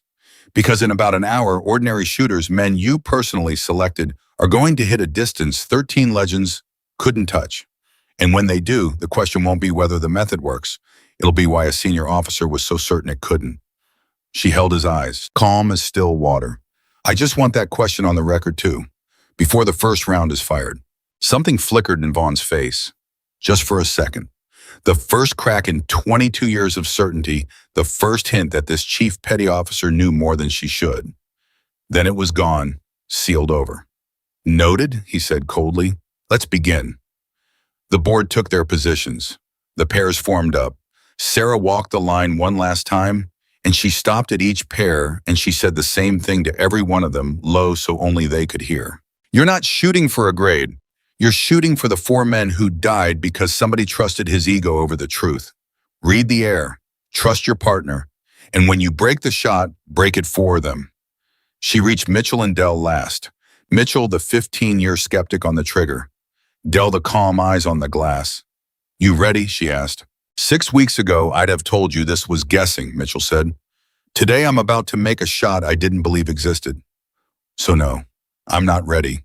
I'm terrified. He looked up at her, and I've never wanted to shoot anything more in my life. That's exactly ready, Sarah said. That's what Reyes felt every time. Terrified and certain at the same time. Now go prove the man who buried him was wrong. The first pair took position. Torres on the glass, his shooter on the trigger. 4,500 meters. The same distance that had beaten 13 legends. The same distance Reyes had cracked and been buried for. Torres read the air, not the wind, the air. Near middle far, all at once, the way Sarah had taught him, the way Reyes had taught her, the way a dying man had drawn on a napkin in a hospital room, refusing to let the knowledge die with him. Bottom's dead, Torres murmured. Middle pushing left light, top building right, and it's still coming up. Hold for arrival, not now. Send it in 3-2 on my mark. His shooter broke the round. The rifle thundered across the range, and then came the silence, the long, terrible silence of a bullet crossing 4.5 kilometers of moving air. 1 second. 2. The board leaned forward. Vaughn stood perfectly still, his clipboard forgotten at his side. 3 seconds. 4. The plate jumped. The clang rolled back across the flats, thin and clear, on and undeniable. Impact, the range officer called. Center plate, 4,500 meters. Nobody on the board moved. And Sarah, standing behind the line, watching Marcus Vaughn's face as 22 years of certainty took its first real wound, understood that the fight had finally truly begun. 1 pair had hit. There were 5 more to go. And somewhere on that line, 2 shooters were waiting to throw their rounds and hand Vaughn the failure he'd built his whole plan around. Vaughn turned slowly and looked at her. And for the first time, there was no contempt in his face. There was something else, something that looked almost like fear. Beginner's luck, he said quietly. Watch the next one, Sarah said. And she nodded to the second pair. The second pair took position, and Sarah watched Vaughn's jaw tighten, because he knew as well as she did that 1 hit could be luck, but 2 would start to look like something else. Dell's partner on this pair was a shooter named Brooks, and Brooks was reading the glass while Dell steadied on the trigger. Brooks read the air out loud, slow and sure, the way he'd learned to over 6 brutal weeks, and when he called the mark, Dell broke the round clean. The silence stretched. 1 second, 2, 3, 4. The plate rang. Impact, the range officer called. Center, 4,500. 2 for 2. Vaughn didn't say beginner's luck this time. He didn't say anything. He just made a small mark on his clipboard, and the calm he'd worn all morning had developed a hairline fracture right down the middle. The third pair stepped up, and this was one of them. Sarah knew it before the man even settled behind the rifle because Torres had told her 3 shooters were salted, and she'd spent 6 weeks learning to read what people couldn't hide. There was a stiffness in this shooter's shoulders that had nothing to do with the shot. A man about to do something he'd been ordered to do and hated himself for. His name was Kessler, and his spotter a decent shooter named Yates, who had no idea his partner was about to throw the round, read the air clean, and called a good mark. Kessler broke the shot, and Sarah watched him do it. Watch the tiny deliberate flinch he put into the trigger, pull at the last instant the almost invisible jerk that would send a perfect firing solution wide by a dozen meters. It was well done, subtle, the kind of miss that looks like nerves instead of sabotage. The bullet vanished into the desert. No ring, no impact. "Miss," the range officer called. Vaughn's fracture sealed back over instantly. "There it is," he said loud enough for the board. 2 hits, 1 clean miss. "This is what I mean, gentlemen. The method's inconsistent. It works when the conditions favor it and fails when they don't. You can't send men to the edge on a technique that hits 2 out of 3. "That wasn't the method," Sarah said quietly. Vaughn turned. "Excuse me." "That shooter didn't miss because of the wind," Sarah said. She wasn't looking at Vaughn. She was looking at Kessler, who had gone pale on the line. His spotter called a perfect mark. "I watched the solution. It was good. The round went wide because he pulled the shot." She let that sit for exactly 1 heartbeat.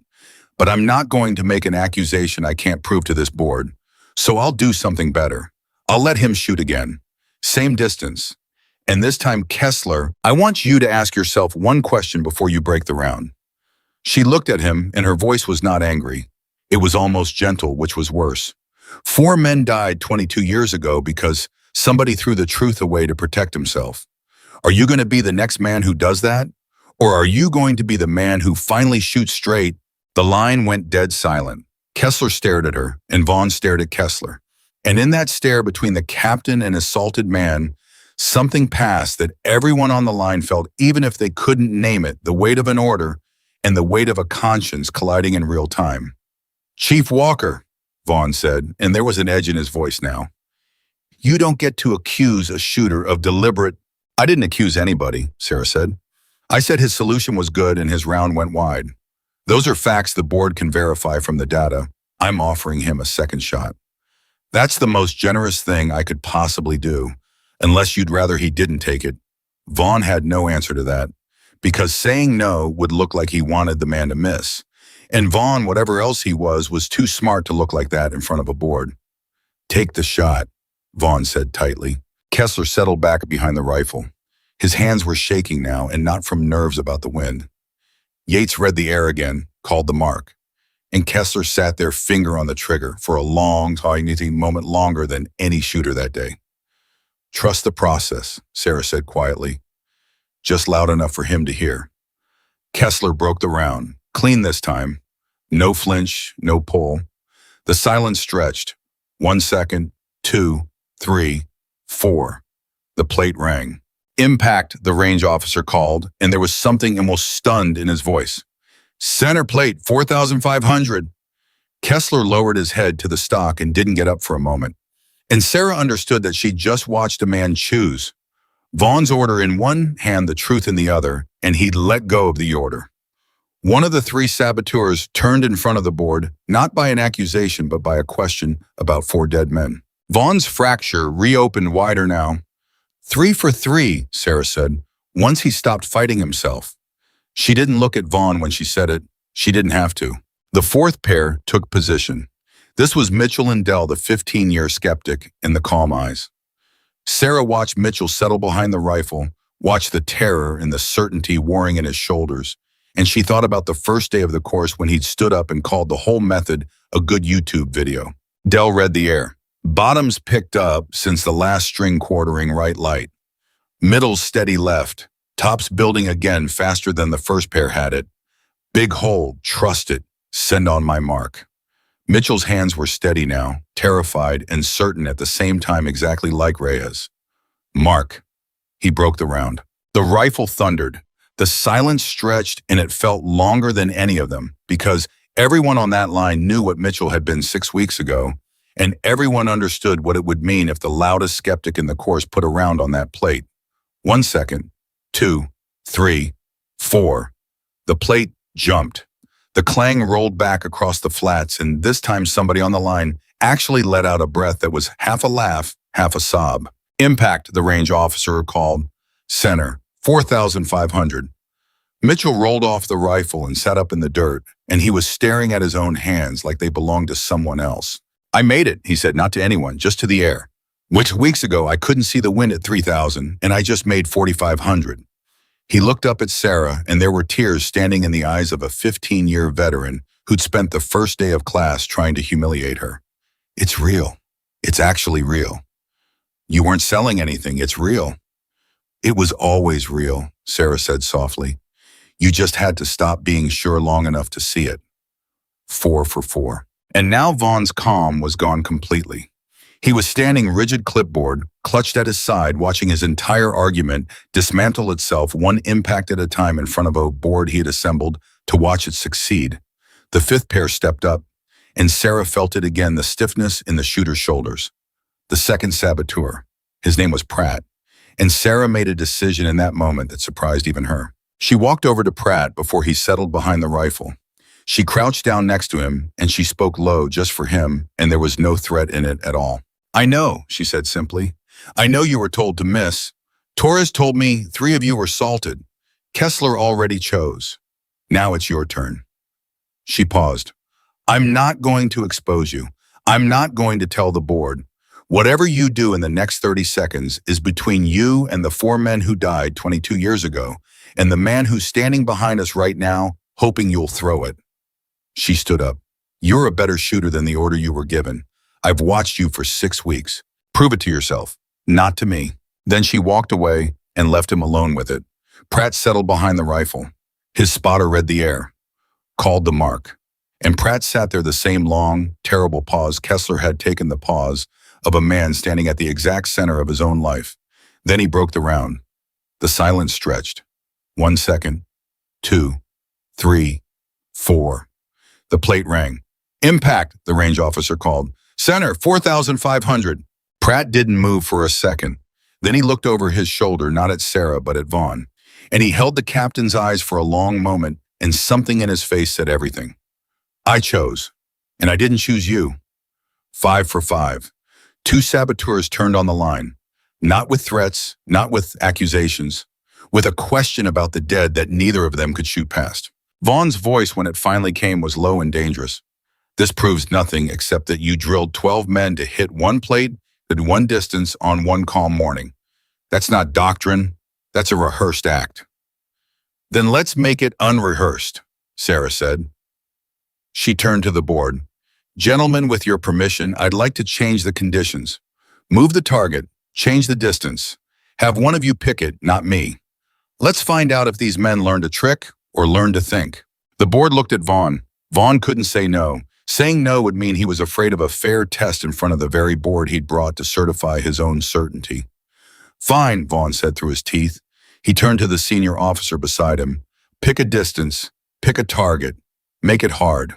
The officer thought for a moment, and then he pointed to a ridge far off to the side at a fresh plate that hadn't been ranged all morning at an angle none of the pairs had practiced at a distance the range officer measured out at 4,680 meters. Farther than anything they'd shot. A different angle, different light, different wind entirely coming across a different piece of ground. There, the officer said, cold, no practice rounds. If your method's real, they solve it on the fly. It was, Sarah realized, the perfect test, the one Vaughn should have designed if he'd actually wanted the truth. And the officer had just designed it for her without knowing he'd handed her the chance to prove everything. Torres, Sarah said, you and your shooter, cold target, solve it. Torres and his shooter moved to the new position, and now there was no rehearsal to hide behind. A distance they'd never fired, an angle they'd never practiced, wind crossing ground they'd never read. This was the whole method naked live with a review board watching and a captain praying they'd fail. Torres got behind the glass and he read the air the way Sarah had taught him, the way Reyes had taught her. He didn't rush. He built a picture layer by layer, near, in middle, and far, and Sarah watched his lips move as he talked himself through a piece of desert he'd never seen before. New ground, he murmured. Wind's coming off that ridge, so it's turbulent low, then it smooths out and pushes hard left up high. Longer flight, so more time for the top layer to work the round. This one's going to want a big left hold and a lot of it. Bottom third will try to fool you into holding right. Don't. Trust the top. That's where the bullet lives most of its life. He was quiet a moment, watching the mirage breathe over ground he'd never studied. Hold for arrival. In 3, 2, mark. His shooter broke the round. The silence stretched, and it was the longest silence of the entire morning, because this was the real test, the one that couldn't be faked, the one that would either prove everything or prove nothing. 1 second, 2, 3, 4, 5, because the target was farther now, and the weight dragged out past everything that had come before. The plate jumped. The clang came back thin and distant and absolutely undeniable. Impact, the range officer called, and his voice cracked. Center plate, 4,680 meters. Cold. First round. The line erupted. Not the disciplined quiet of the earlier hits. This time 12 shooters and a range officer, and even a couple of the board members made sounds they couldn't hold in because they had just watched two ordinary men solve an impossible shot on ground. They'd never seen cold first round with nothing to go on but a method a dying man had drawn on a napkin. And Marcus Vaughn stood in the middle of it, silent gray, watching 22 years of certainty die in the desert dust. Sarah walked over to him. She didn't gloat. She stopped beside him, close so the board couldn't hear, and she spoke quietly. "You want to know the part that should keep you up at night, Captain," she said. "It's not that the method works, it's that it always worked. It worked 22 years ago. On a shot, you took off a better man's rifle because you wanted the credit." She watched his face go white. "Reyes read the wind that day. He tried to tell you the numbers were wrong, and you told him to shut up and get off the rifle. And you missed. And 4 men died. And he spent the next 20 years building the exact thing that would have saved them and gave it away for free. And you spent those same 20 years making sure nobody ever found out you were the reason it had to be built." Vaughn's mouth opened. Nothing came out. "I can't prove it to that board," Sarah said. "It's buried in a classified report nobody's supposed to read. So I'm not going to say it out loud. I'm not going to end your career in front of these men." She looked at him, and there was no triumph in it, only a terrible, quiet steadiness. "I'm going to do something you'll find much harder to live with. I'm going to let this method become doctrine. I'm going to let it save every shooter it would have saved 22 years ago. And every single time it works for the rest of your life, you're going to know that it could have saved those 4 men, and that the only reason it didn't was you." Vaughn's hands were trembling now. The clipboard shook in his grip. "You have no idea," he said so low it was almost nothing. "You have no idea what I carry." "I know exactly what you carry," Sarah said. "Reyes told me 4 names. He knew all 4. He said them to me in a hospital room the last time I saw him because he didn't want them forgotten, even the way they died." She watched that land like a physical blow. "The difference between you and him, Captain, is that he carried those 4 men by trying to make sure it never happened to anyone else. You carried them by making sure nobody ever knew. One of those is grief. The other one's just guilt wearing a uniform." For a long moment, Vaughn said nothing. The line behind them was still celebrating, still stunned, still alive with what they'd witnessed. And in the middle of it, a captain and a chief stood in a small pocket of terrible quiet. "What do you want?" Vaughn said finally. "You've got me. What do you want?" "I don't want anything from you," Sarah said. "That's what you can't understand, and it's the same thing you couldn't understand about Reyes. This was never about beating you. It was about making sure the truth couldn't be buried again." She stepped back. "You came here to shut this down. Instead, you're going to walk over to that board and you're going to certify it. In your own words, on the record, because you just watched ordinary men do the impossible cold in front of your own review, and there's no version of the truth left where you can call it a magic trick." She held his eyes one last time. "That's your choice to make. But understand the board saw everything I saw. If you try to kill this now, you're not fighting me anymore. You're fighting 5 witnesses who just watched it work. And they'll want to know why a captain's so desperate to bury a thing that just proved itself 6 times. Vaughn looked at her for a long, long moment. Then he turned and he walked over to the board, and Sarah watched his back and she couldn't hear the words, but she saw the senior officer nod and she saw Vaughn's shoulders drop, and she knew. He'd certified it, not because he wanted to, because he had no choice left.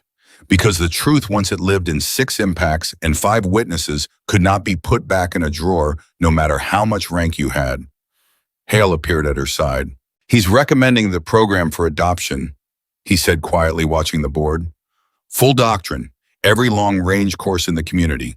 He just signed off on the thing he spent 2 years trying to kill. He shook his head slowly. How did you get him to do that? I didn't get him to do anything, Sarah said. The shots did. I just made sure he had to watch every one of them. Hale looked at her. You could have ended him. You had it. The whole story. You could have said it in front of the board and finished his career. I know, Sarah said. Why didn't you? Sarah watched Vaughn, small and gray, signing his name to the thing he'd feared for 2 decades. And she thought about Reyes, thin and dying, refusing to name Vaughn even at the end, refusing to make it about revenge. Because Reyes didn't want revenge, she said.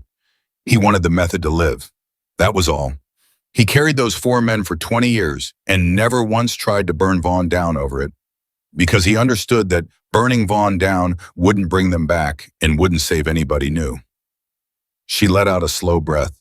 If I'd stood up and destroyed Vaughn in front of that board, this becomes a story about a scandal. A senior captain who covered up 4 deaths. And that story would have swallowed the method whole. Nobody would remember what these men did today. They'd only remember what Vaughn did 22 years ago. She shook her head. I wasn't going to let Vaughn's worst day bury the best thing Reyes ever made. Not a second time. Hale was quiet for a moment. Reyes would be proud of you, he said finally. Reyes, Sarah said, and her voice caught just slightly, would tell me the job's not done. That certifying a doctrine isn't the same as it living. That a signature on a board's recommendation is just paper. And paper's easy to bury, remember? She almost smiled. He'd say the real work starts now, getting it into every course, every unit, teaching the teachers, making it so deep in the community that no future Vaughn can ever pull it back out. She looked out at the distant plate, the one at 4,680 meters still ringing faintly in everyone's memory.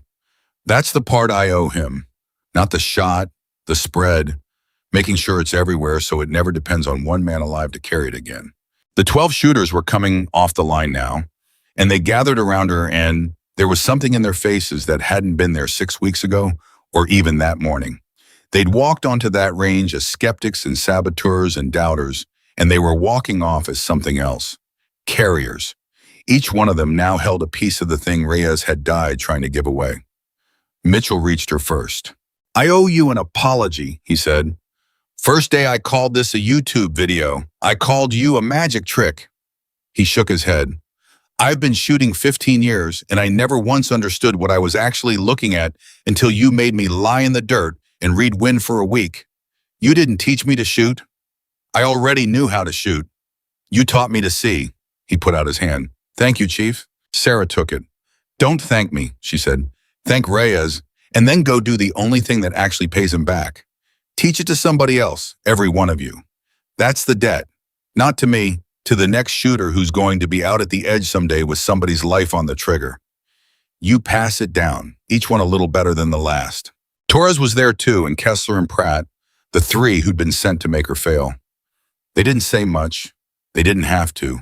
They'd chosen on the line in front of everything, and the choice was written all over them. I almost threw it, Kessler said quietly. I want you to know, I almost did what he told me. Right up until you asked me about those 4 men. He swallowed hard. I've got guys I'd die for. And I realized if I threw that round, I'd be doing to some future kid exactly what got those 4 men killed. Trusting somebody's ego over the truth. He shook his head. I couldn't do it. Not after that. That's why I asked, Sarah said. Oh, not to shame you, to remind you who you actually were. Underneath the order. She looked at all 3 of them. You 3 had the hardest job on that line today. Anybody can shoot straight when it's easy. You shot straight when you'd been ordered to miss with the man who ordered it standing right behind you. That's not skill. That's character. And character's the only thing out at the edge that never runs out. Across the range, Vaughn finished with the board. He handed back the clipboard, and then he did something Sarah didn't expect. He walked over, not to her, to the 12, and he stood in front of them, this silver captain who'd spent 2 years trying to erase the thing they'd just proven, and for a moment he couldn't find any words at all. I was wrong, he said finally. It came out rough, like it hurt to say. About the method, about what could be taught. He looked at them, and there was something breaking behind his eyes, something 22 years old finally cracking open.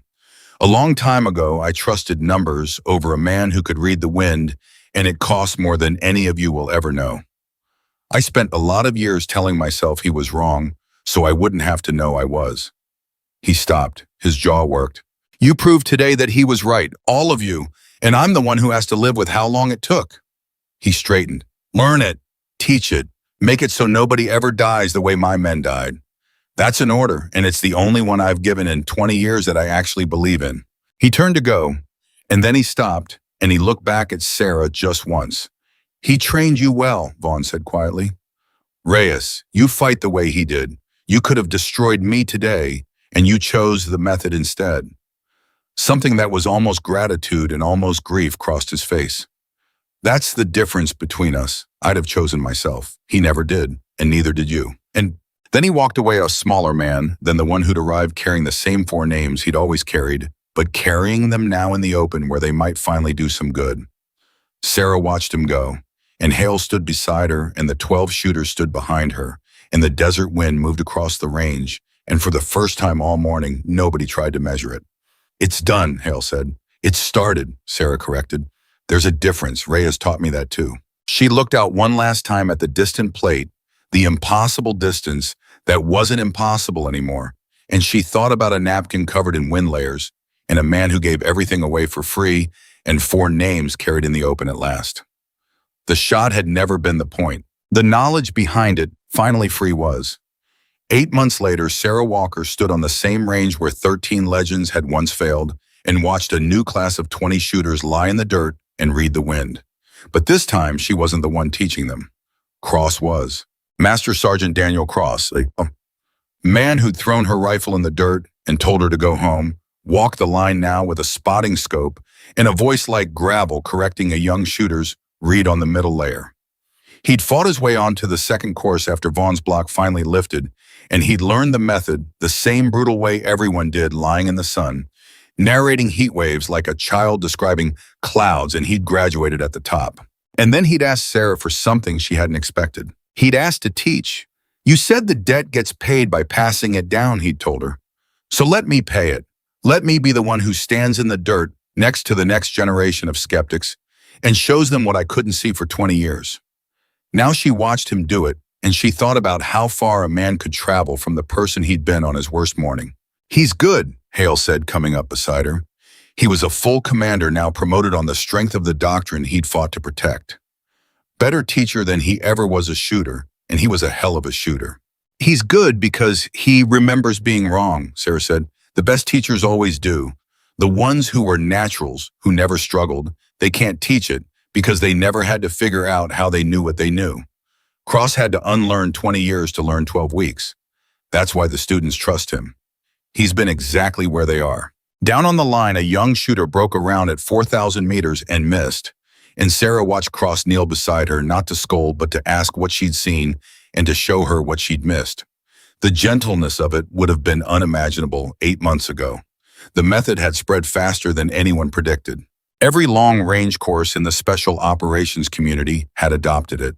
The 12 who'd shot that day at the evaluation had scattered to their units and become instructors themselves, and each of them had trained more.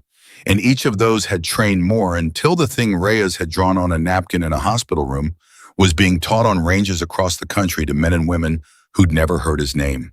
That was the part that bothered Sarah, that they'd never heard his name. I want to fix that, she'd told Hale months earlier. The method's everywhere now, but nobody knows where it came from.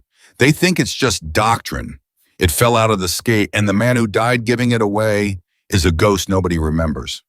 So they'd fixed it. It hadn't been easy. The report was still classified. The story of what happened 22 years ago. The shot Vaughn took off Reyes's rifle, the four men who died. All of that was still sealed, and Sarah had decided long ago she'd never be the one to break that seal. But there was a difference between exposing Vaughn's worst day and honoring Reyes's best work, and she'd found the space between them. The course had a name now, the Reyes Method. It was in the official curriculum, and on the first day of every class, before a single shooter touched a rifle, the instructor told them who Thomas Reyes was. Not the classified parts, just the true ones. A master chief who could read weather nobody else could see. A man who spent 20 years developing a way to make the impossible shot and gave it away for free and asked for nothing and died before he ever got to see it, save a single life. He never made it about himself. The instructor said all of them because Sarah had written those words herself and asked them to keep them. The shot was never the point. The knowledge behind it was. And now the knowledge belongs to you. Which means the debt does too. Every class heard it. Every shooter carried it forward. And Reyes, who'd been a ghost, nobody remembered, became a name spoken with respect on ranges he never lived to see. Sarah thought that would be enough. For a while, she believed it was. Then on a gray morning and 8 months after the evaluation, a car she didn't recognize pulled up to the range, and a woman got out who Sarah had never met, and everything shifted again. The woman was in her 60s, silver-haired, carrying herself with the quiet steadiness of someone who'd spent a lifetime beside a military man. She walked up to Sarah and she studied her face for a long moment before she spoke. "You're Sarah Walker," the woman said. "Tom's Sarah." Sarah went very still. "I'm sorry, ma'am. Do I know you?" "No," the woman said. "But I know you. My husband talked about you at the end, when he could still talk." She held out her hand. "I'm Ellen Reyes. Tom was my husband for 38 years. Sarah couldn't speak for a moment. She'd known Reyes as a mentor, a legend, a dying man drawing wind layers on a napkin. She'd never once thought about the woman who went home too after all those years, the wife who'd watched him fade. "Mrs. Reyes," Sarah managed, I don't even know what to say. Your husband, he's the reason for everything here, everything on this range. I know what he did," Ellen said gently. "I know better than anyone. I watched him do it. For 20 years at our kitchen table drawing those layers, muttering about wind-filling notebooks nobody ever read." Her eyes were wet, but her voice was steady. "I watched a report come back from command with a note on it calling his life's work too theoretical. I watched what that did to him. And I watched a man named Marcus Vaughn drive him out of a service he loved more than anything except me and the kids." She paused, and then I watched him die, believing all of it had been for nothing. Sarah's chest ached. "It wasn't for nothing. It's everywhere now. Every course, every unit." "I know." "Oh," Ellen said, "that's why I came." She reached into her bag and pulled out something wrapped in cloth, and she unwrapped it with careful hands. It was a notebook, old, worn, the cover soft with handling. This was the last one. He was still writing in it in the hospital. After you'd leave, he'd keep going as long as his hands worked.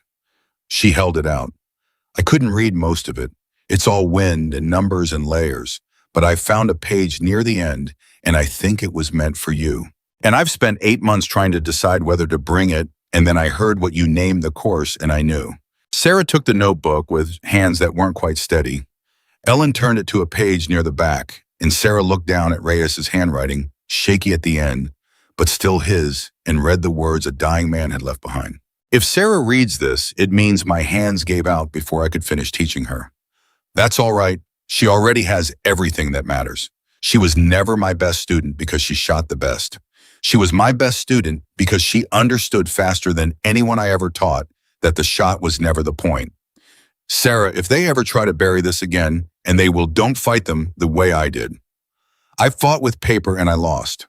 Fight them with people. Put it in enough hands and it can't be buried. And when you win, and you will, don't waste it on revenge. Revenge is just carrying the dead in a way that only weighs you down. Carry them forward instead. That's the only thing that ever helped me sleep. Pass it down, each one a little better than the last. That's how a man lives forever. Sarah read it twice, then a third time, and when she looked up, she couldn't see through the tears, and for once she didn't try to hide them. He knew, she said. He knew they'd try to bury it again. He knew before he died. He knew Vaughn, Ellen said simply. He knew that man would never let it stand while he had breath and rank. Tom used to say the only way to beat Marcus was to make the truth bigger than one man's ability to hide it. She looked out at the range at the 20 shooters reading wind at cross kneeling in the dirt beside a struggling student. And you did exactly that. You did the thing he wrote down before he ever knew you'd need to. I didn't know about this page, Sarah said. I swear I didn't. I fought Vaughn with people because it was the only way. I never saw this. That's what makes it his, Ellen said gently. He didn't tell you how to win. He taught you how to think, and then he trusted you to figure out the how on your own. That was always his way. He never gave you the answer. He gave you the eyes to find it yourself. She reached out and closed Sarah's hands around the notebook. This belongs with you now, not with me. I can't read it, and it was never meant for me. It was meant for whoever came next, and that's you. Sarah held the notebook against her chest. He never got to see any of it, she said. That's the part I can't make peace with. He gave his whole life to this, and he died thinking it failed. He never saw a single shooter make the shot. He never saw the course. He never saw his name on the curriculum. He gave everything and got nothing back. Ellen was quiet for a moment, and then she said something Sarah would carry for the rest of her life. You're wrong about that, Ellen said. He got the one thing that mattered. He got you. She smiled through her tears. A man who gives everything away and dies believing it failed, that man didn't fail. He planted something in one person who understood, and that person made it grow into something he couldn't have imagined. That's not nothing, Sarah. That's the only kind of forever any of us get. Tom didn't need to see the harvest. He just needed to trust that the seed was in good ground. She touched Sarah's cheek the way a mother might, and it was. You were the good ground. You always were. Down on the line, the young shooter Cross had been coaching, settled back behind her rifle, rid the wind one more time and broke around at 4,000 meters. The plate rang, and the whole line let out a cheer, and the young woman rolled off the rifle with a look of pure astonishment on her face, the look of someone who'd just done a thing she didn't believe she could do. Sarah watched her, and she thought about the chain of it. Reyes had taught her, she'd taught Cross. Cross was teaching this young shooter, and someday this young shooter would teach someone else, and the line would run on each one a little better than the last long after every person standing on this range was gone. That's him, Sarah said softly, nodding at the young shooter. Right there, that's Reyes. He's in every one of them now.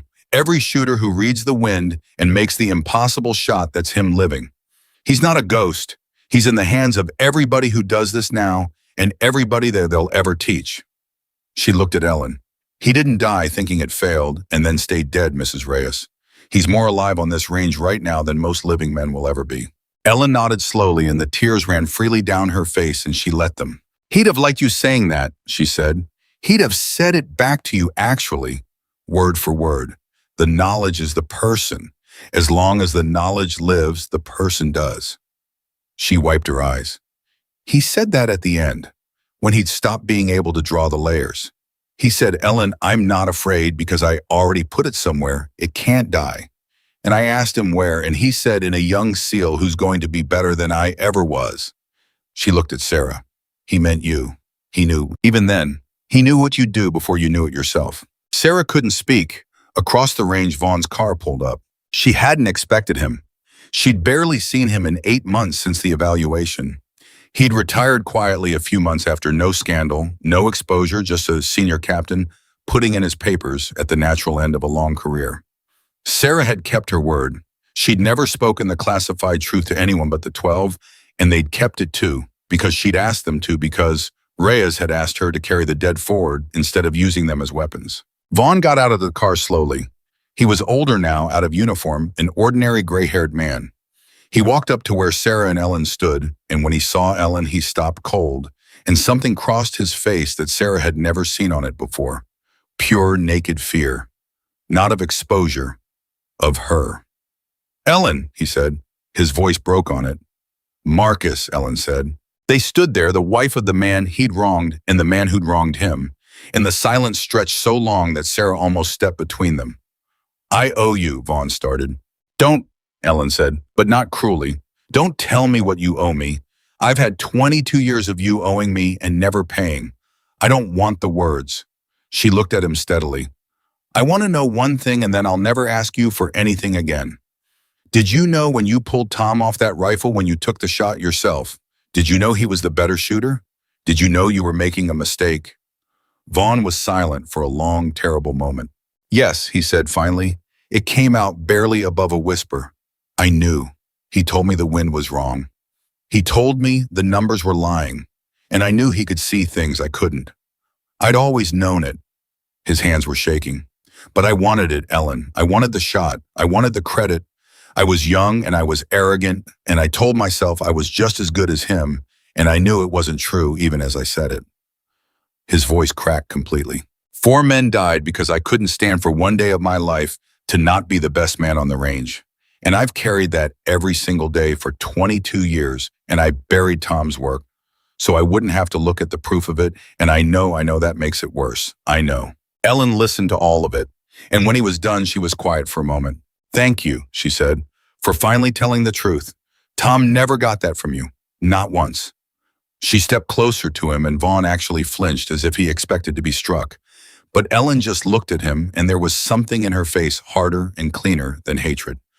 I'm not going to forgive you, Marcus. I want to be honest about that. What you took from him, from those 4 families, from me, it's not mine to forgive, and I won't pretend it is. But I'll tell you what I am going to do then. She nodded toward the range, toward the young shooter, toward Cross, toward the 20 students reading the wind. I'm going to let you watch this, all of it. Everything Tom built alive and growing, everything you tried to bury standing right here in the desert saving lives. And you're going to carry that the same way you carried the guilt. Except this time it'll be the good you helped make possible by finally getting out of the way. Vaughn looked out at the range at the doctrine he'd fought and lost to, and the tears came, and he didn't try to stop them.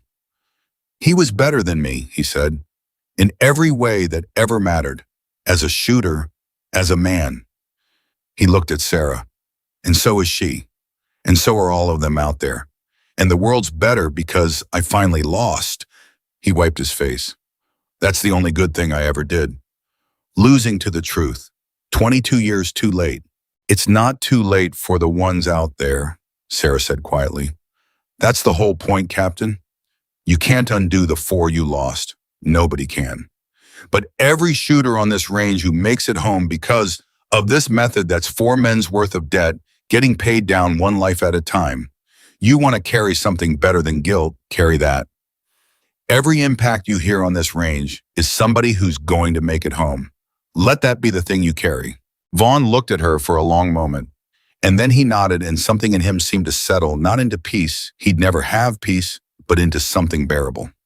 Something he could stand up under. Reyes chose well, he said at the end, when he chose who to give it to. He looked at Sarah, and for the first time there was no rank between them, no history, just one broken man acknowledging something whole. You carried it better than I could have carried anything. Thank you for not letting my worst day be the end of his best work. Then he walked down toward the line, an old man in civilian clothes, to watch the thing he'd feared for 2 decades save the lives he'd spent 2 decades trying to keep it from saving. Ellen watched him go, and then she turned to Sarah, and she pressed the notebook one more time into her hands. Keep it going, she said. That's all he ever wanted, not the credit, not the name on the course, though I won't pretend it doesn't mean anything to see it. Just this, the knowledge alive in good hands moving her forward, each one a little better than the last. She smiled, and it was a smile with 38 years of love in it, in a lifetime of loss, and something at the end that was almost joy. Promise me it doesn't stop with you. It won't, Sarah said. I promise you it won't. I've got Cross teaching, and he's got students who'll teach, and they've got students who'll teach. It's already bigger than me. That's how I made sure it could never be buried again. I didn't put it in a report. I put it in people. Hundreds of them now and more every month. She held the notebook against her heart. Your husband taught me the only lesson that ever mattered, Mrs. Reyes. The shot was never the point. And neither is any one person. Not him, not me, not any of us. The point is the passing down. The point is that it outlives every hand that ever held it. She looked out at the range, at the wind moving invisible over the sand, at the shooters learning to see it. He lives every time someone makes that shot. And they're going to be making it 100 years from now, on ranges we can't imagine, and they'll say his name and they won't even know why it matters, and it'll matter anyway. That's forever. He got forever. He just had to give everything away to earn it. Ellen Reyes looked at her for a long moment. Then she nodded once and there was nothing left to say because everything that mattered had been said. And she turned and walked back to her car, an old woman carrying 38 years of love and finally able to set down the belief that it had all been for nothing. Sarah stood alone on the range, the notebook in her hands, and watched Cross coach the young shooter through another read. She watched Vaughn stand at the edge of the line and an old man carrying his debt at last in a bearable shape. She watched 20 students learn to see the invisible country their bullets would have to cross. And she thought about the morning it all began on this exact range when a man had thrown her rifle in the dirt and told her to go home, and 13 legends had watched her walk up to the impossible with nothing but everything a dying man had given her for free. She'd made the shot that day, 5 times, but the shot had never been the point. The point was standing all around her now, breathing, learning, and carrying it forward, hundreds of hands, where there had once been one. A knowledge that could no longer die because it lived in too many places to ever be buried again. Thomas Reyes gave his whole life away and asked for nothing, and in doing so, he became the one thing no bullet, no distance, and no man's pride could ever touch. He became permanent. And that, in the end, was the only shot that ever truly mattered.